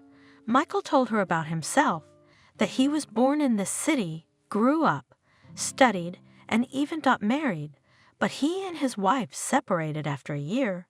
They didn't have time to have a child. He's been working alone ever since. And you too, I understand, a businesswoman. Michael asked with a smile. No personal life. Kelly was just about to answer. The nanny called and excitedly informed her that Robert had a fever and the medication wasn't working. "I'll be right there." Kelly answered and looked at Michael. "You'll have to excuse me, my son is sick. I have to go right away. Why don't I give you a ride?" Michael responded immediately. He was a little surprised that such a young woman already had a son, so she had a husband. He wasn't happy about that, but his mood improved when Kelly told him that she had been raising her son alone since birth. "Now you're talking, businesswoman," she grinned. "I've worked as everything, haven't I? And cashier and salesman, even was a sticker to feed my son. But actually I'm a teacher by profession." "I see." Michael nodded. "You know, life is like that. You go through a lot of things before you find your own. I wasn't originally a builder either. You won't believe it. I'm a telecommunicator by my first profession. when my wife left me, accusing me of not earning enough and all that. I was so hurt. I began to think and decide what to change in my life in the first place to prove to my wife. I built a small business with a friend, and we got with him in the 90s. We were able to rise. Now I have what I have. I don't know about my wife. She went somewhere in Siberia to her parents. I think she got married and lives in some village. To be honest, I haven't cared for a long time. So they learned a little more about each other along the way. At Kelly's house, they said goodbye and arranged to meet again. Robert turned out to be fine. The doctor from the ambulance suggested a trip to the clinic in the morning just to be on the safe side. That's all. You must have eaten a lot of ice cream? The doctor squinted slyly at the boy. Yes, there was a bucket in the freezer. I ate almost all of it. Robert lowered his head. Son, how could you do that? I told you not to eat too much, Kelly exclaimed and looked angrily at the nanny. Emily slammed her eyes shut in fright. I'm sorry. I didn't see it. Kelly just waved her hand. What can I do now? It would teach her not to buy buckets of ice cream. Michael called the next day and asked how Robert was feeling. Yes, he was fine. Kelly smiled into the phone. His throat is a little red, but he doesn't have a fever. But he had the ice cream of a lifetime. It happens. Michael laughed. I'm calling to invite you and your son to the park for the weekend. Robert will be well by the weekend, won't he? I think so. Kelly was a little embarrassed by Michael's suggestion, but at the same time she wanted to keep in touch with him, and not just for work. So of course she said yes. And that weekend the three of them were at the recreation park, riding the carousel, Robert jumping on the trampoline, riding his scooter. It was a warm summer evening. They sat at a table in a street cafe and ate barbecue with pleasure. Real men like meat. Michael winked at Robert. What's with the ice cream, right, Robert? Uh-huh. The boy replied contentedly. It's good. Why only men? Girls can eat meat too. Kelly joked. No arguments, maybe another portion, and Michael moved his plate. Kelly, smiling, took a bite, though she had more. Michael smiled too. How much did he like this sweet girl? Yes, she was younger than him by a whole 10 years, even a little more, but he was easy and simple with her, straight native. And Kelly felt, for the first time in years, that she had a man by her side. And late that night, as Michael carried the sleeping Robert home to Kelly's house, the boy suddenly woke up and wrapped his arms around the man's neck. Feverishly, he whispered in her ear, Uncle Michael, be my daddy. Kelly was close by and heard everything. She blushed as red as a cancer. Michael smiled embarrassedly. Go to sleep, son. Suddenly, he whispered and gently laid the boy on the couch. And then they sat in the living room for a long time, not knowing what to say to each other.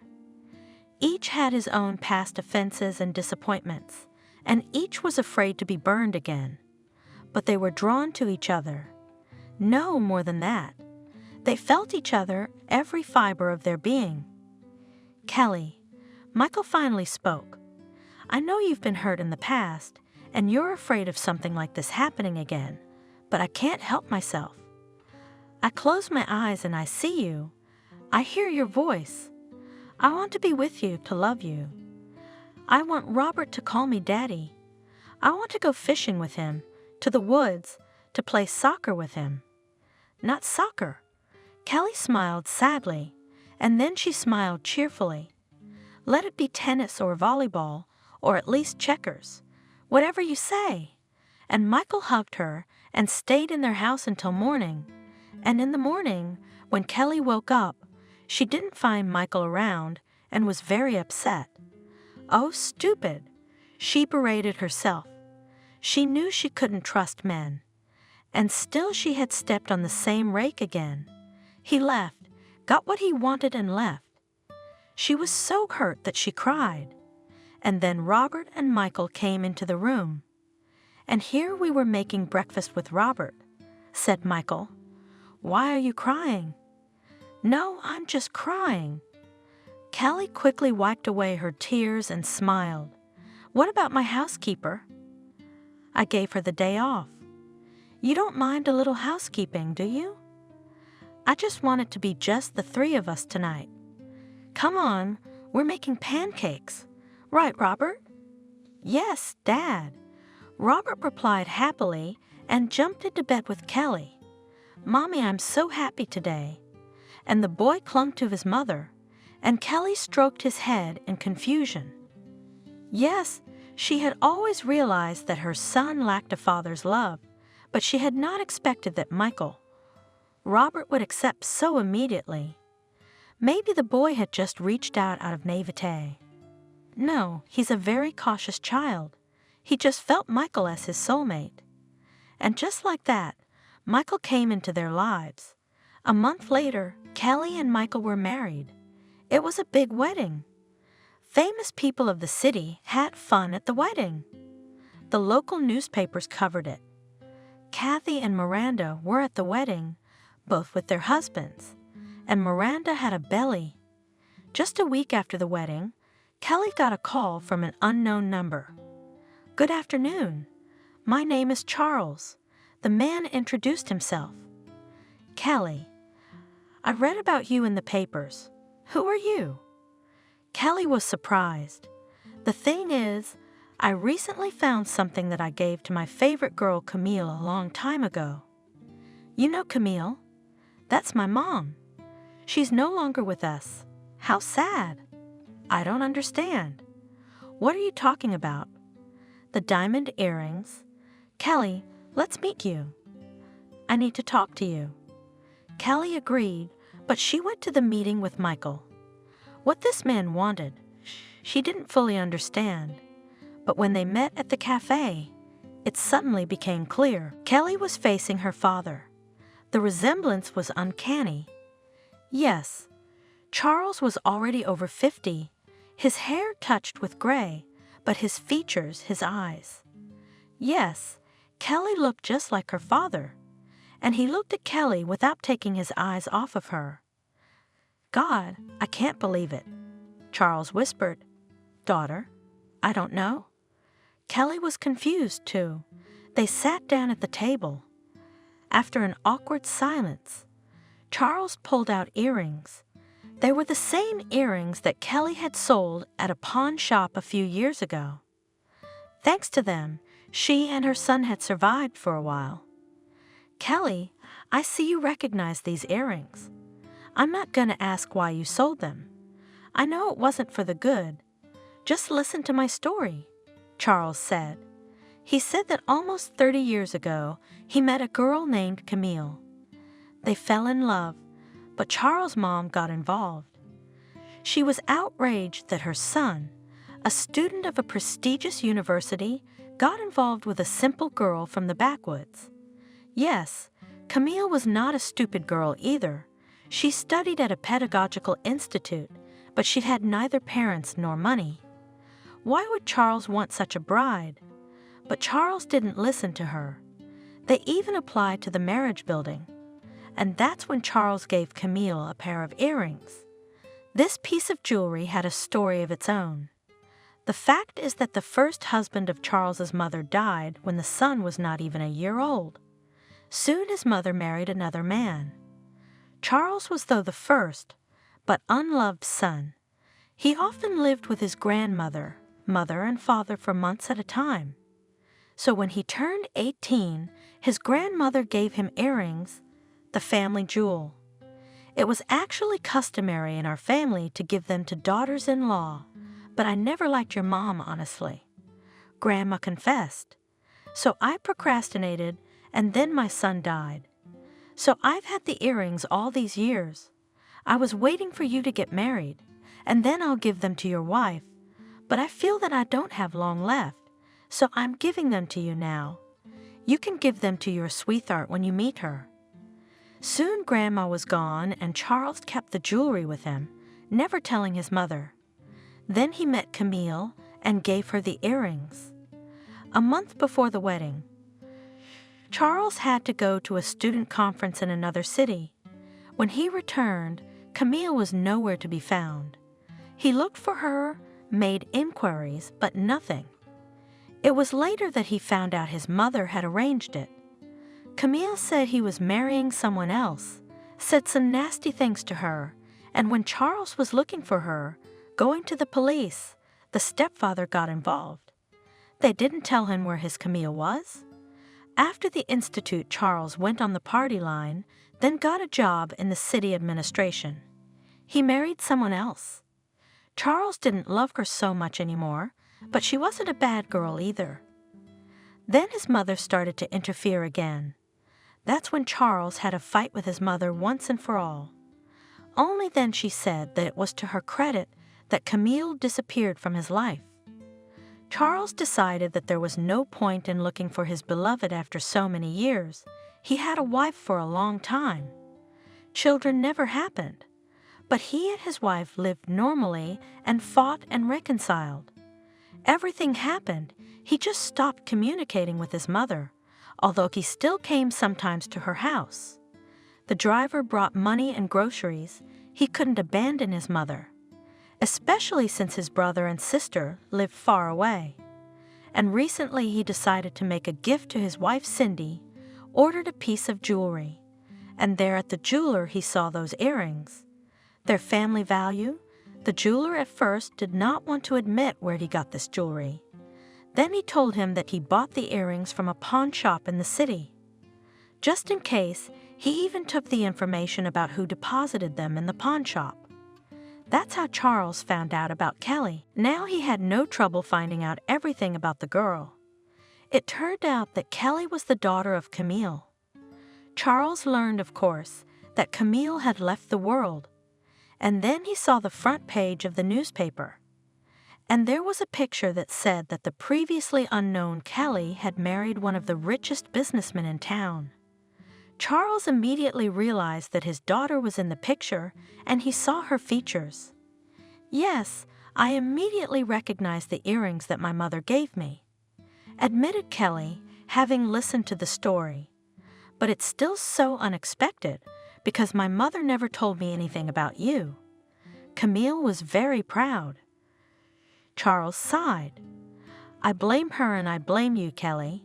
I know you've had a hard time in your life." "It has been." Kelly nodded. "But everything's great now. But I still can't believe you're my father.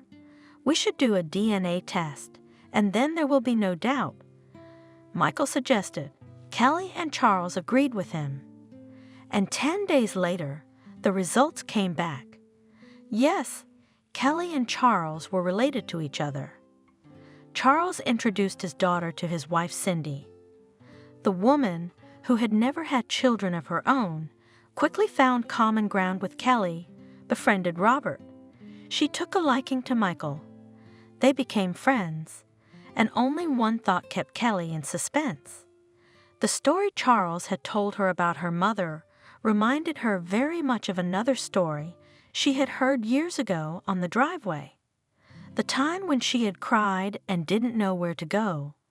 One day, Kelly ventured to ask her father, "What is my grandmother's name?" "You never said her name. Was it Vanessa by any chance?" Charles stared at his daughter in surprise. How would she know? And Kelly told him the story of meeting an old woman and her bald cat. "She still has that cat. My driver always freaks out when he sees it. I can't believe it. I can't believe it. Turns out we could have met a lot sooner." "That's unbelievable." "No, I can't believe it. I've been giving her money for all these years to do things in housekeepers, and she's been fooling young girls, but she's not doing it now. I hired her a housekeeper myself. Maybe it's another woman with a cat. Just a coincidence." Kelly guessed. "Well, let's not guess. Let's go. It's time for me to meet my mother." And it wasn't a coincidence. Same house, same entryway, apartment number 12. The door was opened by the same Vanessa. A little older, a little sadder, but she still had the same keen eyes. The same Tom in her arms, only older too. "Charles," the woman gasped, "have you decided to visit your decrepit mother?" "You're not that old, Mom," Charles replied, "but I've decided that it's time for us to put an end to this feud. Did you realize you were wrong?" Vanessa threw her head back in victory. The cat in her arms meowed something sharp. "I don't want to find out more about who was right and who was wrong. I just want you to meet your granddaughter. This is Kelly." The woman squinted her eyes. Kelly looked at her grandmother with a smile. She had long ago forgiven her for all the wrongs she had done to her. Her own grandmother stood before her. "I've seen you somewhere," Vanessa said, puzzled. "Of course you have." Kelly nodded. "I bought the wrong vitamins for your Tom once." Vanessa froze at those words and then clutched at her heart. Yes, she remembered her lodger, who had run away from her so quickly. She was a stubborn girl like her father.